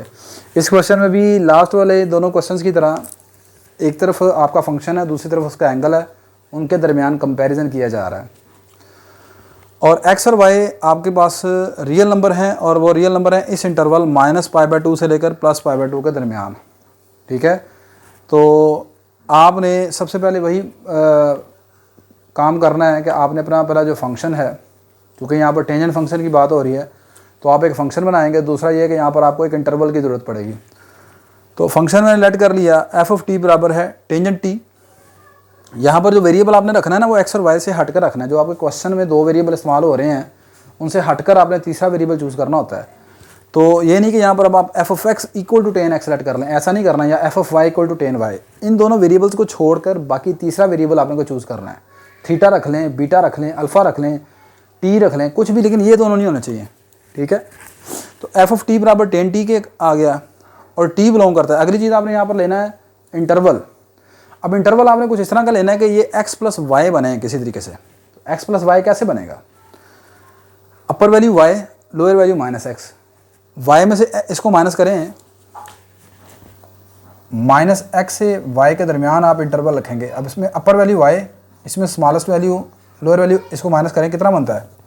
y + x बनता है कि नहीं बनता? ठीक है, तो ये आपने बनाना है। तो इसको बनाने के लिए आपने ये वाला इंटरवल रख लिया और आगे लिख दिया कि ये जो इंटरवल है आपके इस दिए हुए इंटरवल का क्या है? सबसेट है। बात समझ आ गई कि नहीं आ गई? आपने ये जो इंटरवल चूज़ किया है ये वाला इसका सबसेट है। अगली चीज़ हम जानते हैं कि आपका जो फंक्शन f(t) है टेंजेंट t, ठीक है, ये कंटिन्यूअस भी होता है और डिफरेंशिएबल भी होता है for any real value of t belong to this interval. Actually ये जो आपके पास इंटरवल आपको दिया गया है ना, -π/2 से लेकर +π/2 के दरमियान, ये एक्चुअली डोमेन है प्रिंसिपल टेंजेंट फंक्शन की। किसकी डोमेन है? Domain of principal tangent function की। और ये जो चीज़ आपने पढ़ी है, ये आपने चीज़ पढ़ी थी जी फर्स्ट ईयर मैथमेटिक्स में चैप्टर नंबर 13 में। ठीक है, ये वहाँ पर आप लिखा हुआ है प्रिंसिपल फंक्शन जहाँ पर आते हैं। तो ये मैंने लिखा है कि ये जो आपकी डोमेन है ये प्रिंसिपल टेंजेंट फंक्शन की है। अब इसका मतलब क्या है? मतलब ये है जनाब कि इस रेंज पर, इस डोमेन के ऊपर -90 से +90 के दरमियान, देखो ये क्लोज इंटरवल नहीं है -90 से +90, ये पहली बात सुन लें आप। -90 भी शामिल नहीं है, +90 भी शामिल नहीं, क्योंकि टेंजेंट 90 इन्फिनिटी होता है, टेंजेंट -90 -इन्फिनिटी। ठीक है, तो ये है ओपन इंटरवल। अच्छा, इस इंटरवल पर, इस प्रिंसिपल डोमेन के ऊपर आपका टेंजेंट फंक्शन कभी भी इन्फिनिटी आंसर नहीं देता, ना ही इसका डेरिवेटिव इन्फिनिटी होता है। बात दोबारा सुने, ये जो प्रिंसिपल डोमेन है ना जी बेटा आपकी, ये वाली, इस डोमेन के ऊपर आपका फंक्शन कंटिन्यूअस होता है। कौन सा फंक्शन? टेंजेंट। ठीक है, टेंजेंट फंक्शन इस प्रिंसिपल डोमेन के ऊपर कंटिन्यूअस होता है और उसका डेरिवेटिव भी एग्जिस्ट करता है। ठीक, क्लियर है बात ये? देखो टेन कहाँ पर इन्फिनिटी है? -90 +90, या इसके अलावा 90 के जितने भी ओड मल्टीपल्स हैं। तो खैर यहाँ पर 90 और -90 के दरमियान ही आप रहें। ठीक है, 90 और -90 के दरमियान की उसने बात की है। तो अब 90 के ऊपर इन्फिनिटी इसका आंसर होना था और -90 के ऊपर इन्फिनिटी होना था, और वो उसने क्या कर दिए हैं? खुद निकाल दिए हैं। ये इंटरवल आपका क्या है? ओपन इंटरवल है। क्लियर हो गई बात ये? अगर तो इसको क्लोज इंटरवल कर दे फिर तो ये क्वेश्चन गलत हो गया। क्लियर? तो इसलिए उसने ओपन इंटरवल लिखा। चलें अब आगे चलते हैं। तो मैंने लिखा as we know that f(t) = tangent t is continuous and differentiable for any real value of t। कोई भी रियल नंबर आप इस इंटरवल में से उठा लें, इस इंटरवल में से उठा लें, आपका टेंजेंट फंक्शन हमेशा कंटिन्यूअस भी होगा, डिफरेंशिएबल भी होगा।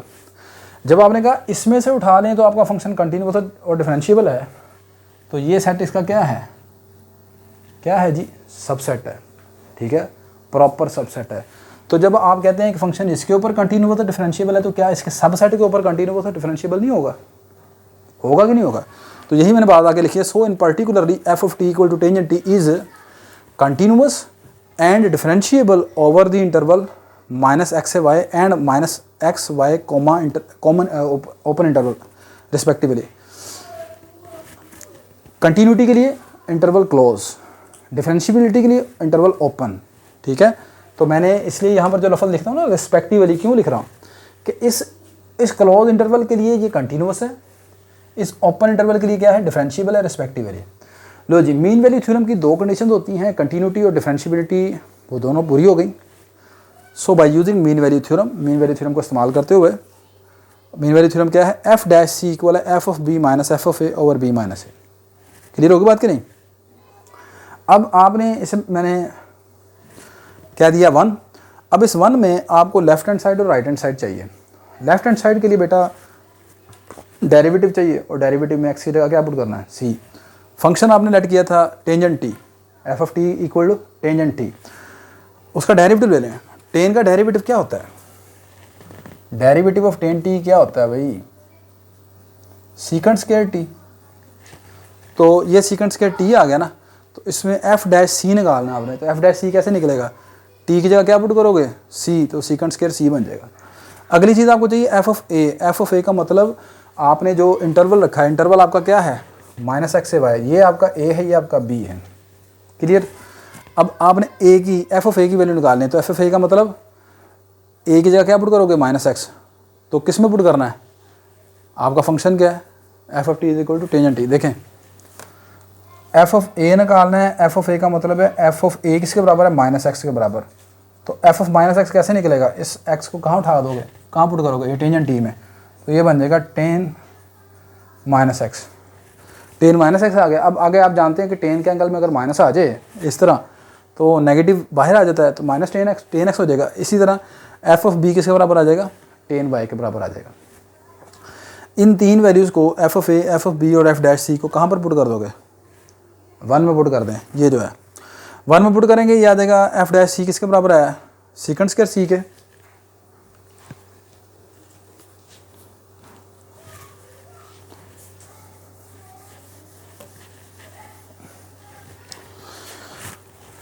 एफ डैश सी किसके बराबर आ गया, सीकेंट स्क्वायर सी के।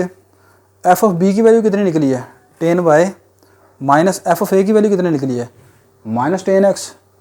ठीक है, तो ये टेन वाई, अब यहाँ से ये वाली वैल्यू पुट कर दें, माइनस टेन एक्स डायरेक्ट, या ये वाली वैल्यू यहाँ पर पुट कर दें। ये माइनस आप बाहर ले आओगे तो ये आ जाएगा tan y plus tan x over y plus x.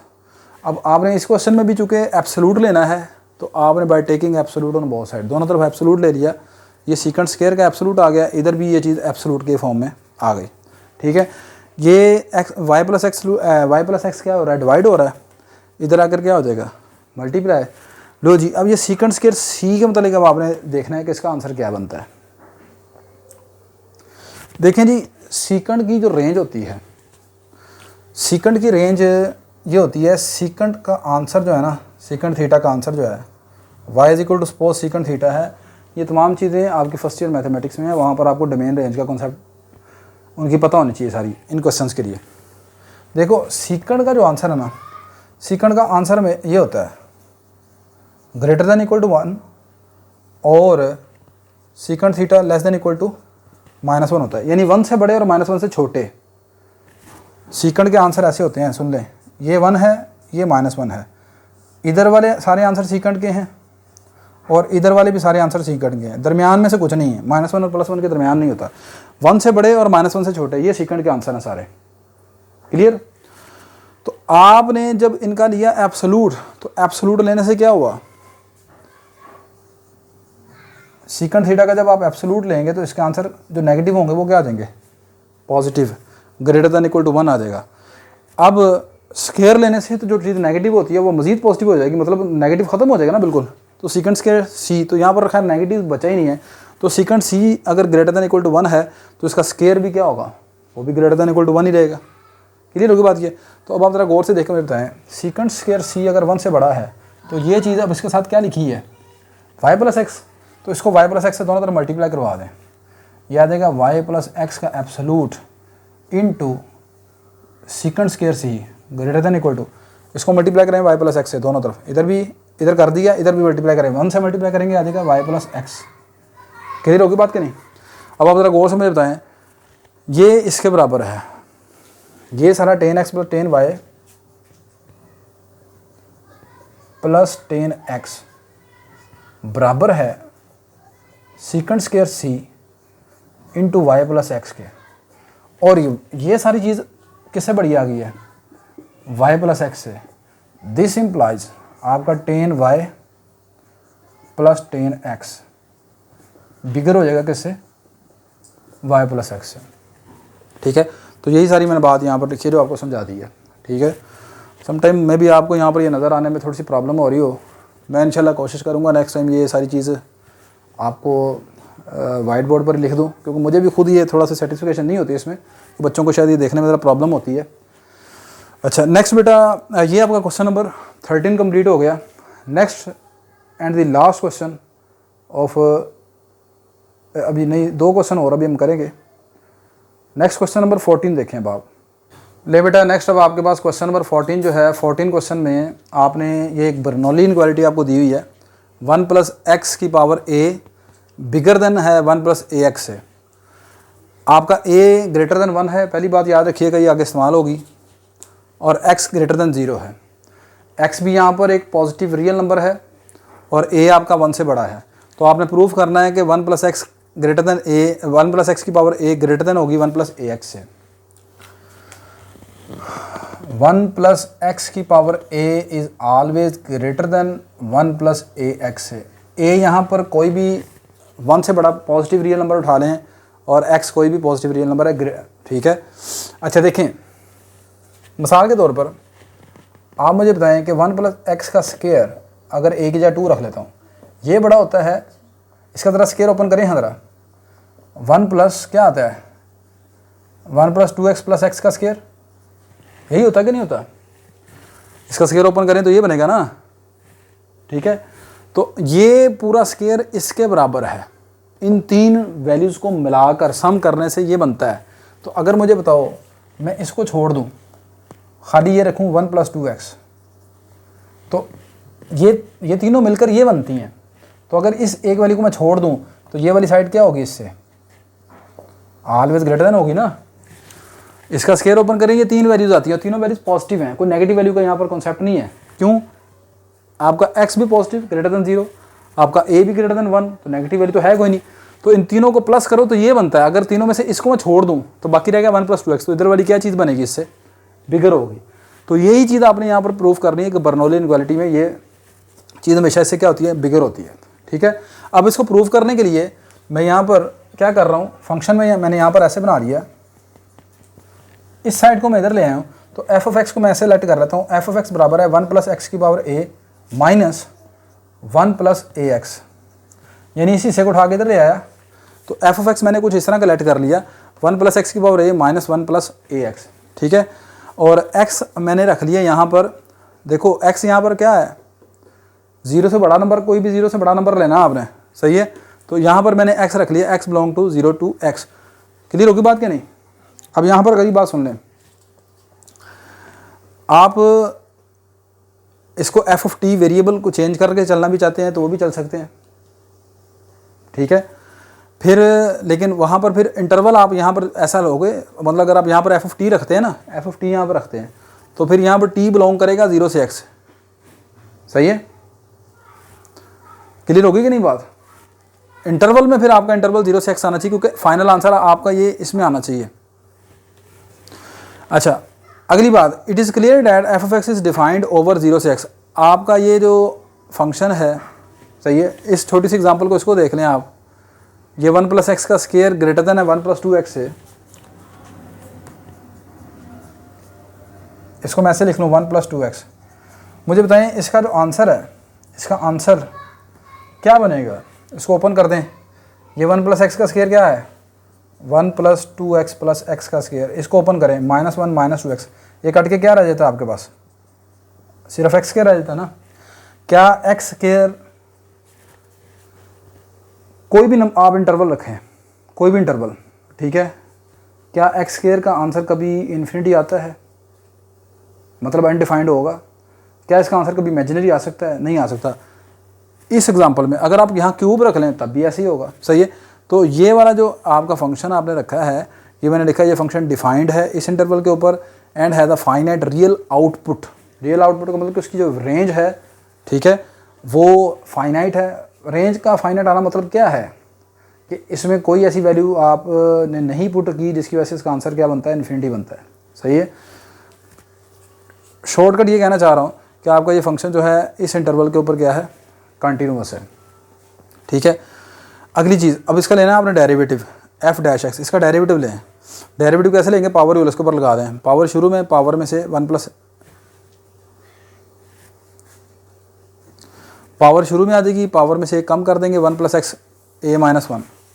आगे आ गया, इसका डेरिवेटिव क्या बनेगा, 1 का डेरिवेटिव 0, x का डेरिवेटिव 1, ये रह जाएगा माइनस ए। ठीक है, which is clearly defined over the interval 0 से x। अब ये भी जो आपका फंक्शन है सारा, ये वाला जो बनता है, ठीक है, ये फंक्शन भी आपका 0 से x के दरमियान किसी इंटरवल के ऊपर भी क्या होगा, आंसर नेगेटिव नहीं देगा, सॉरी इन्फिनिटी नहीं देगा, ना इमेजिनरी आंसर बनेंगे इसके। ठीक है, सो आपका ये जो फंक्शन है ये डिफरेंशिएबल भी हो गया इस इंटरवल के ऊपर। देखें, इसका डेरिवेटिव जो आपने लिया है, आप यहाँ पर ए क्या है, ग्रेटर देन 1 है। 1 से बड़ा कोई नंबर आप इधर पुट करके देख लें, क्या इसका आंसर मुझे बताएं किसी सूरत में। और x भी देखें, x यहाँ पर पॉजिटिव है। ठीक है, आप यहाँ पर x पॉजिटिव रखें, पॉइंट में रखें, जैसा मर्जी रखें आप, लेकिन होना पॉजिटिव चाहिए। आप यहाँ पर x की कोई भी वैल्यू पुट कर लें, a आपका 1 से बड़ा है, ये सारी चीज़ का मुझे आंसर बता दें, कोई आंसर बता दें कि ये पॉसिबल है कि ये सारा आंसर जो है वो इमेजिनरी निकला है या इन्फिनिटी निकला है।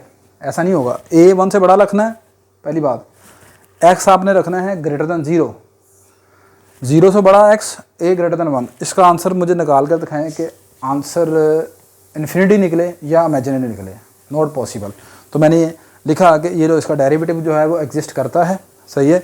So by using mean value theorem there is a real number c, एक रियल नंबर c में मिलेगा इस ओपन इंटरवल में से, ये इसका ओपन बताया ना 0 से x, तो इस ओपन इंटरवल में से एक रियल नंबर c मिलेगा सच डैट कि वो फार्मूला आपने इस्तेमाल कर लिया,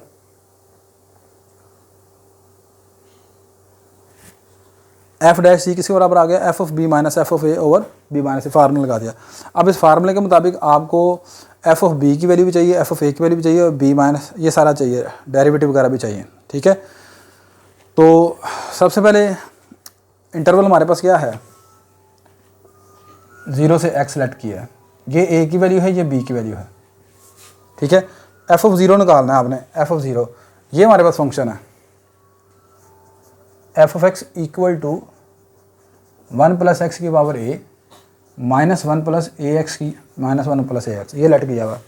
लो जी, एफ ऑफ ए निकालने के लिए एफ ऑफ ए का मतलब है F of 0, F of A का मतलब है एफ ऑफ 0, तो एफ ऑफ 0 ये निकाला मैंने, एक्स की जगह 0 पुट कर दिया 1 प्लस 0 की पावर ए माइनस एक्स की जगह 0 पुट कर दिया 1 प्लस ए इंटू 0, 1 की पावर ए ये रह गया और इधर क्या रह गया -1।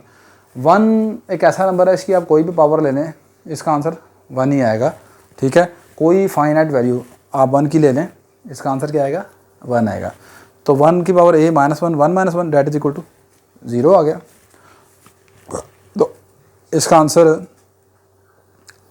एफ ऑफ ए का आंसर किसके बराबर आ गया, एफ ऑफ ए का आंसर एफ ऑफ 0 और एफ ऑफ 0 का आंसर आ गया 0। अगली चीज़ आपको चाहिए F of B, F of B का मतलब f of x, f of B का मतलब है एफ ऑफ एक्स, और एफ ऑफ एक्स निकालने की ज़रूरत नहीं है, ये निकला हुआ है। देखें, ये आपका जो आपने जो फंक्शन लेट किया था ना, ये सारा ये आपका एफ ऑफ एक्स निकला है।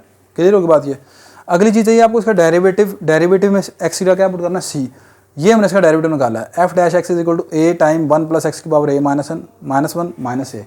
यहाँ पर एक्स की जगह क्या पुट करना है, सी, तो एक्स की जगह सी पुट कर दो, याद आएगा ए टाइम 1 प्लस सी की पावर ए माइनस 1, और ए मैंने यहाँ से कॉमन निकाल लिया। आई होप कि आपको समझ आ गई होगी, ए कॉमन निकाल लिया, एक्स की जगह क्या पुट कर दिया, सी पुट कर दिया। इन तमाम वैल्यूज़ को आप यहाँ 1 में सब्स्टिट्यूट कर दें। ठीक है, तो 1 में सब्स्टिट्यूट करके देखते हैं क्या आंसर बनता है यहाँ पर। तो बेटा ये बाय सब्स्टिट्यूटिंग द वैल्यूज़ इन 1, ये 1 है हमारे पास। ठीक है, एफ डैश सी की वैल्यू निकली है ए इंटू 1 प्लस सी की power a minus 1, f of b मैंने बताया आपको F of x, f of a minus F of 0, b की जगह एक्स पुट कर दिया, ए की जगह 0 पुट कर दिया आपने। क्लियर होगी बात। लो जी, ये वैसे मैंने नीचे लिख लिया, एफ ऑफ एक्स की वैल्यू पुट कर दी। एफ ऑफ एक्स हमारे पास क्या था, ये हमारा जो फंक्शन हमने लेट किया हुआ था, ए इंटू 1 प्लस एक्स की पावर ए माइनस 1 माइनस ए।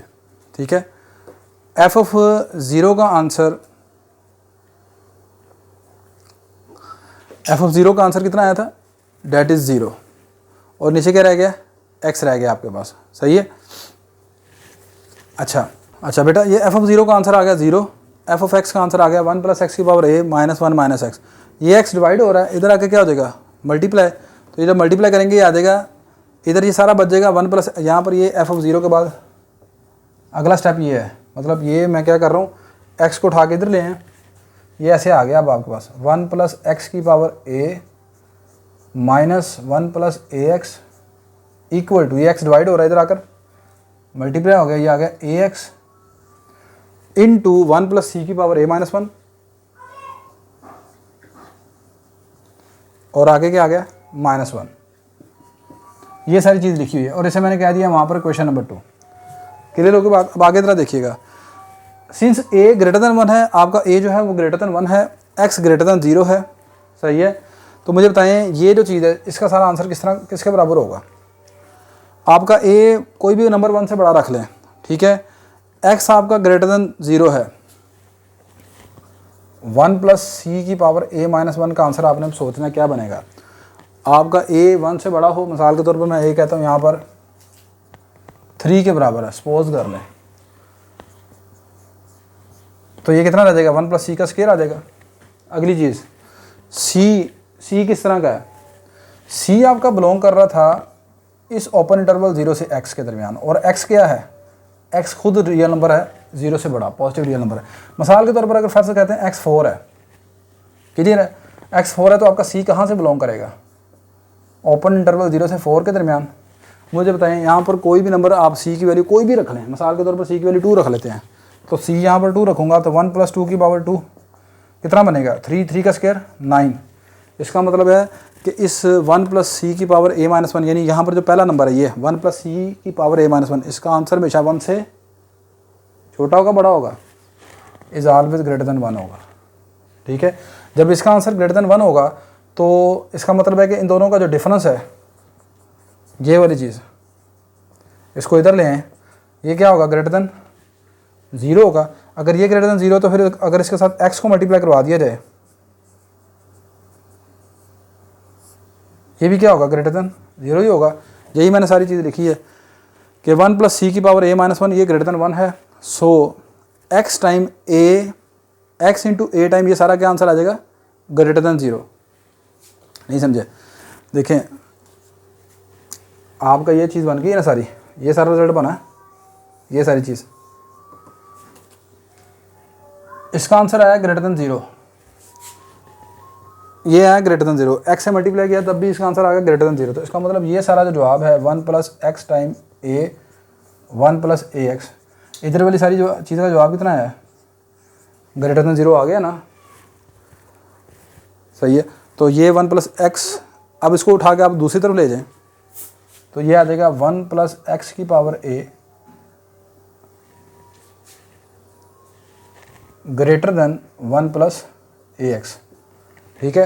यही आपने प्रूफ करना था कि ये जो चीज़ है इससे बिगर होनी चाहिए, ठीक है। Next and the last question, question number 15। ले बेटा नेक्स्ट आपका क्वेश्चन नंबर 15 जो है कहता है शो डैट 1/6 लेस देन है √27 माइनस 5 के, और वो लेस देन है 1/5 के। Also approximate the value of √168 under की आपने वैल्यू को भी अप्रोक्सीमेट करना है bye using mean value theorem. तो दो चीज़ें हैं इसमें, पहले आप इसको इस रिज़ल्ट को प्रूफ करेंगे और बाद में √168 की वैल्यू जो है वो मीन वैल्यू थ्योरम से आपने मालूम करनी है, ठीक है। अच्छा, यहाँ पर जहाँ तक तो ऊपर वाला रिज़ल्ट है उसको प्रूफ करने के लिए हमें दो चीज़ों की ज़रूरत है। एक तो हमने यहाँ पर फंक्शन एक लेट करना होगा, और दूसरा ये है बेटा कि आपने जो इंटरवल है वो एक आपको चाहिए। ऊपर चूँकि आपका फंक्शन जो है वो जो रिज़ल्ट है उसमें आ रहा है अंडर रूट, ठीक है। तो आप यहाँ पर लेट कर लो, लेट f(x) बराबर है स्क्वायर रूट x के क्योंकि आप ऊपर जो है आपके पास यहाँ पर स्क्वायर रूट है, यहाँ पर भी स्क्वायर रूट है, तो स्क्वायर रूट फंक्शन आपने लेट करना है। नेक्स्ट अगली चीज़ सुने ये दोनों रिजल्ट जो हैं, दोनों नंबर जो हैं √27, एक तो 27 का अंडर रूट हमें चाहिए बीच में क्वेश्चन में, और दूसरा ये 5 है। कौन सा नंबर है जिसका स्क्वायर रूट लें तो 5 आता है, कौन सा नंबर है जिसका स्क्वायर रूट लें तो 5 आता है 25।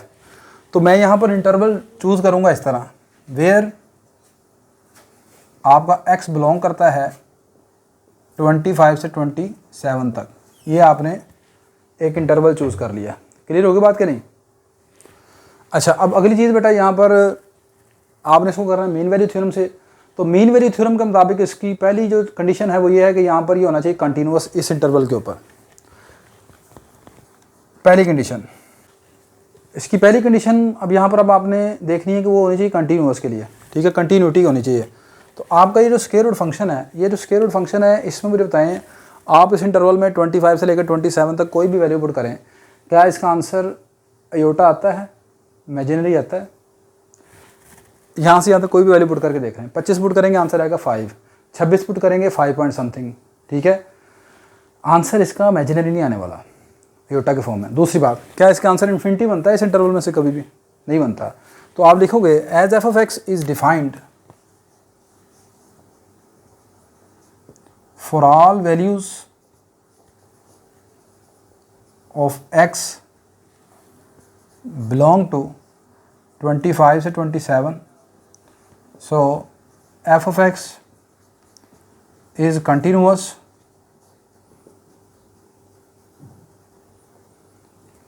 over इंटरवल 25 से 27। पहली कंडीशन कंटिन्यूटी की पूरी हो गई। दूसरी शर्त डिफरेंशियबिलिटी की। डिफरेंशियबिलिटी के लिए यहाँ पर सबसे पहले आप निकालें इसका डेरिवेटिव। फिर एफ डैश एक्स आ जाएगा 1/2 स्क्वायर रूट एक्स। ये फंक्शन सिर्फ एक नंबर के ऊपर अनडिफाइंड है। कौन सा नंबर है? x is equal to 0। x is equal to 0 के ऊपर ये फंक्शन अनडिफाइंड है। इसके अलावा और किसी नंबर पर इसका आंसर इन्फिनिटी नहीं बनता, सही है। लेकिन हमारा यहाँ पर x इज इक्वल टू 0 के साथ कोई ताल्लुक ही नहीं है। हमने इंटरवल रखा है 25 से 27 के दरमियान। तो 25 से 27 के दरमियान मुझे बताओ, क्या ये आपका फंक्शन अनडिफाइंड है? क्या ये फंक्शन कॉम्प्लेक्स वैल्यूज रखता है? इस पर नहीं रखता। तो आप लिखोगे as f dash prime dash x is defined over, और ओवर यहाँ पर ओपन इंटरवल रखना आपने। डिफरेंशियबिलिटी हमेशा ओपन इंटरवल के ऊपर चेक की जाती है। As this function is defined over interval 25 से 27, so F dash X exist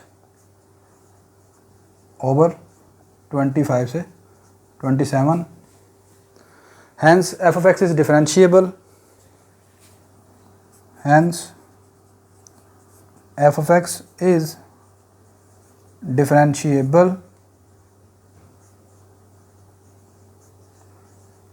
over 25 से 27 ओपन इंटरवल। लिहाजा हमारा जो फंक्शन है डिफरेंशिएबल है ओपन इंटरवल 25 से 27 तक। Both condition of mean value theorem are satisfied. Both conditions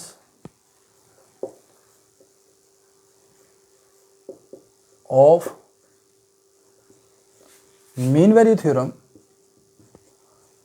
are satisfied. So there exists a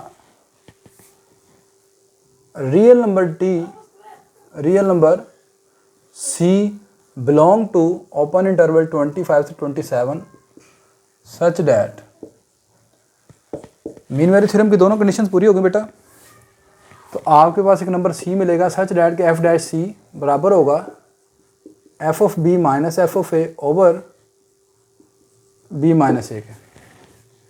ऐसे ही है ना। अब आप इसे कह दें 1। अब इस 1 में से आपको लेफ्ट हैंड साइड भी चाहिए, राइट हैंड साइड भी चाहिए। हाँ, एफ डैश सी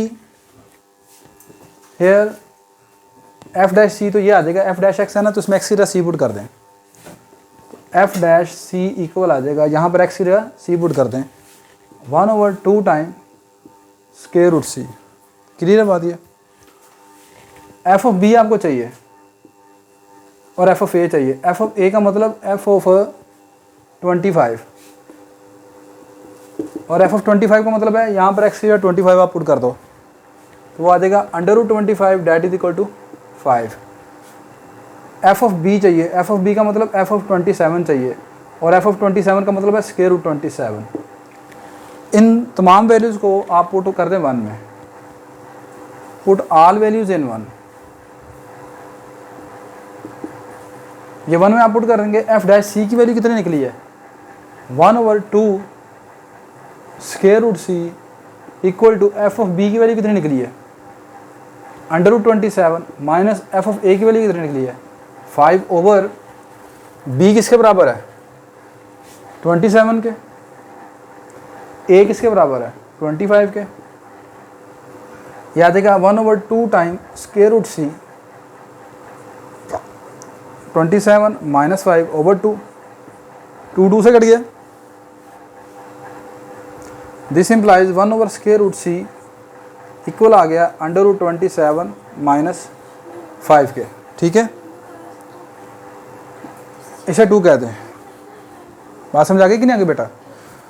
अब ज़रा मैं इसको थोड़ा सा रेज कर लूँ, जगह बना लूँ अपने लिए। ठीक है, नेक्स्ट देखिए ले बेटा, नेक्स्ट अब यहाँ से वो आपने ये जो चीज़ प्रूव करनी है, ये वाला रिजल्ट प्रूव करने के लिए ये बन गया √27 माइनस 5। ये सी को बीच में से कहीं से आपने ख़त्म करना है। ठीक है, अब देखें ज़रा, एज आपका जो सी था, सी बिलोंग करता है ओपन इंटरवल 25 से 27 के दरमियान। दिस इम्प्लाइज आपका जो सी है वो 25 से लेस ग्रेटर है और 27 से लेस है। ओपन इंटरवल में लाई करने का मतलब यही होता है ना, अगर एक नंबर सी इसके दरमियान लाई करता है तो फिर क्या होगा, वो 25 से बड़ा और 27 से छोटा होगा। अब ये वाली फॉर्म बनानी है आपने, 1/√c बनाना है, तो सी का ऊपर क्या लेना है √, तो दोनों तरफ अब इसका ऊपर √ अप्लाई कर दें। This implies √25 less than √c less than √27। √ Apply कर दिया अब आपने यहाँ पर। दिस इम्प्लाइज 25 का √5 आ गया, √c less than square root 27। अब आपको चाहिए 1/√c यानी रेसिप्रोकल। तो बाय टेकिंग रेसिप्रोकल, इसका रेसिप्रोकल जब आप लेंगे तो आप जानते हैं जब इनइक्वालिटीज़ का रेसिप्रोकल लेते हैं तो इनइक्वालिटी साइन चेंज हो जाते हैं। क्लियर?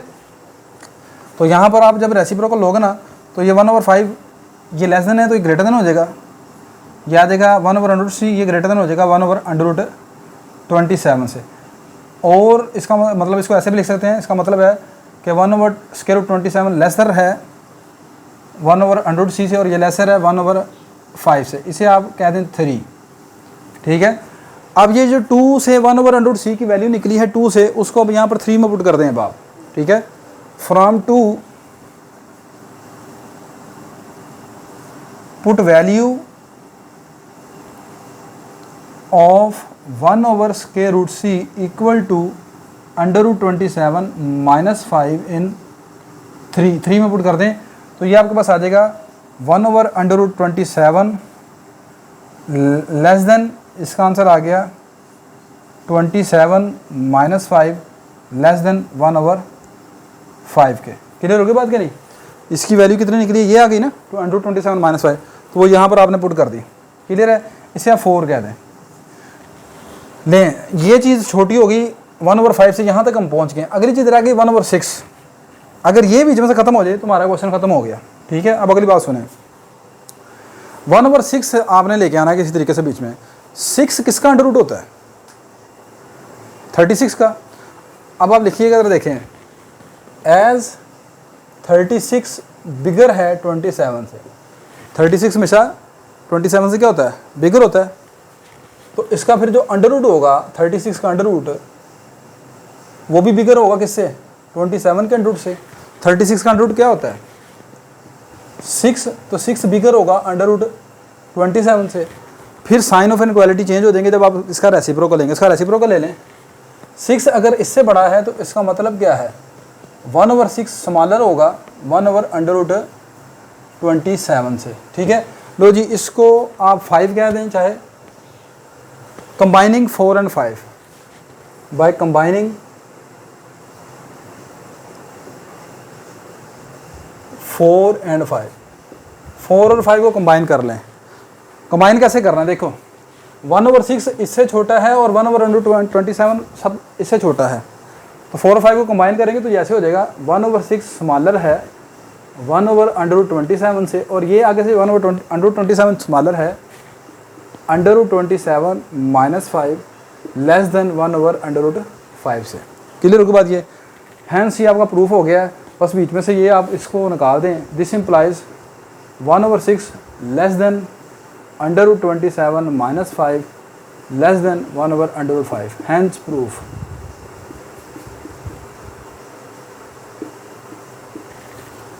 क्लियर होगी बात बेटा? तो ये आपका पहला हिस्सा प्रूव हो गया। अगली चीज़ अब आपने कहता है अप्रोक्सीमेट वैल्यू निकालनी है √168 की, ठीक है। अगेन यही क्वेश्चन आप दोबारा रिपीट करेंगे, ठीक है, सिमिलरली वैसे के वैसे ही जिस तरह यहाँ पर ये अब आपने पहले किया है ना, सही है। तो फिर हम इसकी वैल्यू कैसे अप्रोक्सीमेट करते हैं? नहीं बेटा, लास्ट उसका हिस्सा क्वेश्चन का आपका ये है कि आपने स्क्वायर रूट 168 की वैल्यू अप्रोक्सीमेट वैल्यू निकालनी है bye using mean value theorem. तो मतलब ये क्वेश्चन असल में दो हैं, एक क्वेश्चन में दो क्वेश्चन डाले हुए हैं। आप फिर दोबारा लेट कर लेंगे, लेट एफ ऑफ एक्स बराबर है स्क्वायर रूट एक्स के, और इस मरतबा जो आप एक्स लेट करेंगे वो 168 से 169 के दरमियान लेट कर लेंगे।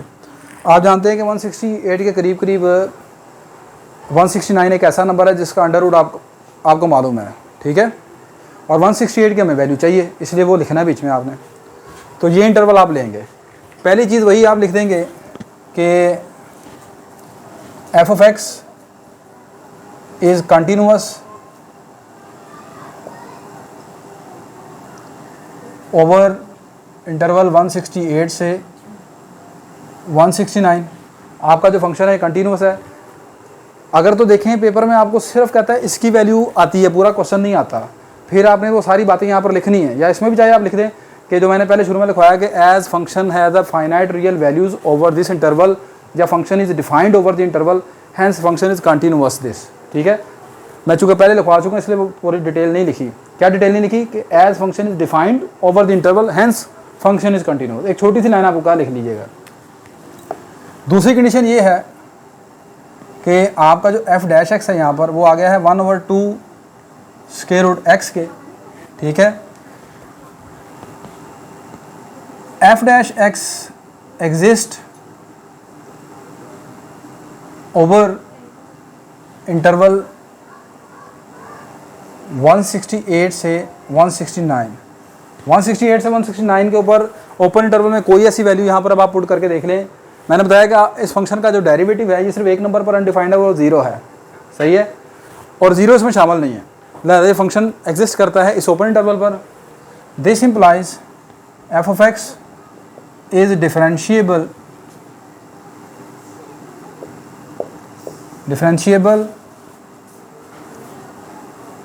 ओवर इंटरवल 168 से 169। ओपन इंटरवल के ऊपर क्या है, ये फंक्शन आपका डिफरेंशिएबल है।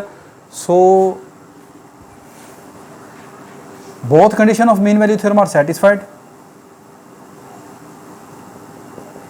Both conditions of mean value theorem are satisfied. Hence there exists a number C belong to open interval 168 से 169 के दरमियान आपके पास एक इंटरवल C मिलेगा, एक नंबर C मिलेगा, such that कि आपका f डैश C जो है वो बराबर हो जाएगा F of B minus F of A over B minus A के। क्लियर है? अब एफ डैश सी कैसे है वो आपने पहले भी अभी निकाल के मैं आपको बता चुका हूँ।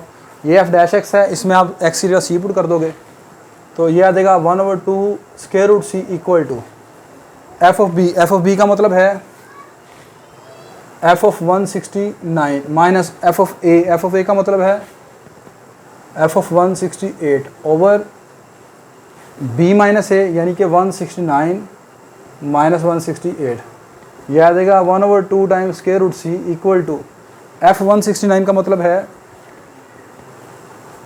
इधर आपने फंक्शन में एक्स का क्या पुट करना है 169 माइनस यह आ जाएगा 168। इसको 168 को इधर पुट कर दें। क्लियर है? ओवर 1 आ गया तो 1/2 टाइम्स स्क्वायर रूट सी आ गया, ये 13 माइनस 168 आ गया। अच्छा, अब आपने वैल्यू किसकी निकाली है अंडर रूट 168 की, इसको आप इस तरफ ले आएँ। यह आ जाएगा under root 168 equal to 13 minus 1/2 into 1/√c, इसको मैं इधर ले आया। क्लियर होगी बात ये? इसे आप 1 कह दें ज़रा यहाँ पर, ठीक है। अगर आपको यहाँ पर ये 1/√c की वैल्यू कहीं से पता चल जाए, क्वेश्चन फिनिश, 1/√c रह गया बस, और क्या है, सही है। एज आपका जो c है वो इससे बिलोंग करता है ना, एज हेयर 168 लेस देन है c से और c लेस देन है 169 से, आपका c बिलोंग करता है इस 168 और 169 के दरमियान है। तो ये होगी चीज़ यहाँ पर, दोनों तरफ आप अंडर ले लें, 168 लेस देन है √c से और ये लेस देन आ गया √169 से, ये आ गया बेटा √168 लेस देन √c, ये आ गया लेस देन 13। आपने 1/√c निकालना है यहाँ से, दोनों तरफ क्या करेंगे, इसका रेसिप्रोकल ले लें। तो जब आप रेसिप्रोकल लेंगे तो आप जानते हैं कि रेसिप्रोकल लेने से क्या होता है, साइन ऑफ इनइक्वालिटी चेंज हो जाते हैं ना। तो ये आ जाएगा 1/13 less than 1/√c less than 1/√168। Clear है कि नहीं बात? क्लियर। जो सबसे बड़ा है वो सबसे स्मॉलर हो जाएगा, जो ये सबसे स्मॉलर है वो सबसे बड़ा हो जाएगा, ये चीज़ दरमियान में आ जाएगी, ठीक है। लो जी, 1/√c की वैल्यू 1/13 और 1/√168 के दरमियान है, कौन सी वैल्यू लेनी है मुझे बताएं। 1/√c इन दोनों के दरमियान है, यहाँ से यहाँ तक इसके दरमियान है। आपने यहाँ पर 1/√c की वैल्यू पुट करनी है तो फिर आपको क्वेश्चन खत्म होना है, ठीक है। 1/√c की वैल्यू इन दोनों के दरमियान है बेटा, कौन सी वैल्यू लेंगे मुझे बताएं, इनके दरमियान से कोई पता नहीं है, कोई एग्जैक्ट वैल्यू नहीं हमें पता, बिकॉज आप लिखोगे as value of 1/√c is unknown, ये मालूम नहीं है, सो लेट कर लें 1/√c की जो वैल्यू है ना वो ये है 1/13। हालांकि 1/13 इसमें शामिल नहीं है, इसमें शामिल नहीं है, लेकिन हम यहाँ पर एक इसकी वैल्यू इसके करीब करीब यानी कि यही लेट कर लेते हैं। आप कहते हैं 1/13 से थोड़ी सी बड़ी वैल्यू, तो भाई थोड़ी सी बड़ी वैल्यू क्या लेंगे मुझे बताएं। आपकी वैल्यू कोई और होगी, मेरी वैल्यू कोई और होगी, आप ऐसे करें इसकी वैल्यू को लेट कर लें, सपोज कर लें ये 1/13 के बराबर है, ठीक है। इस वैल्यू को यहाँ पर उठा के पुट कर दें बाप, ये तो ये आ जाएगा √168 पुट इन 1, 13 माइनस 1/2 1/√6 c कितना निकला है, ये आगे चीज़ है, ठीक है। अब चूंकि ये हमने अप्रोक्सीमेटली इसको लेट किया है, let 1/√c is approximately equal to 1/13, ये इसका अप्रोक्सीमेटली इसको इक्वल है, तो यहाँ पर भी अप्रोक्सीमेटली का निशान लगाएं, तो यह आ जाएगा 1/68। इस सारे को अब सोल्व कर लें, 13 माइनस 1/26, अब 13 में से 1/26 इसको माइनस कर लें अब आप यहाँ पर, तो ये बेटा आपके पास इसकी वैल्यू बनती है 12.9615, ठीक है। 168 इज अप्रॉक्सीमेटली इक्वल आ जाएगा 12.9615 पे, ठीक है। तो ये बेटा हमारा क्वेश्चन नंबर 15 जो है वो कंप्लीट हो गया। इंशाल्लाह नेक्स्ट लेक्चर में हम क्वेश्चन नंबर 16 से स्टार्ट करेंगे। मैं जानता हूँ बेटा ये जो वाइट बोर्ड की प्रेजेंटेशन है इसके ऊपर क्वेश्चन आप लोगों को ज़्यादा अपील करता है, ठीक है, बजाय ये कि प्रोजेक्टर वगैरह से समझाना वो, लेकिन बस ये है कि थोड़ा सा इसमें ज़रा टाइम आप देखें काफ़ी ज़्यादा लग जाता है क्वेश्चन करने में ही, ठीक है। तो मुझे फिर भी आप कमेंट्स करके बताएं कि कौन सी अप्रोच जो है वो आपको ज़्यादा अपील करती है। प्रोजेक्टर से जो मैं समझा रहा था उसमें काम थोड़ा सा फास्ट हो जाता है, ठीक है, इसमें ज़रा क्वालिटी ज़्यादा अच्छी आती है लेकिन टाइम थोड़ा सा ज़्यादा लग जाता है। तो आपने मुझे कमेंट्स करके लाजमी बताना है ताकि मैं इन फ्यूचर जो चीज़ आपको ज़्यादा अपील करती है मैं उसको फॉलो करूँ। मेरी ये वीडियो बेटा अगर आपके लिए हेल्पफुल है तो आप मेरी इस वीडियो को आप लाइक करें, अपने दूसरे दोस्तों को भी बताएं ताकि उनकी भी हेल्प हो। मेरे चैनल को भी सब्सक्राइब करें। इंशाल्लाह नेक्स्ट लेक्चर में आपसे दोबारा मुलाकात होगी। मुझे इजाज़त दीजिए। अल्लाह हाफ़िज़ जी।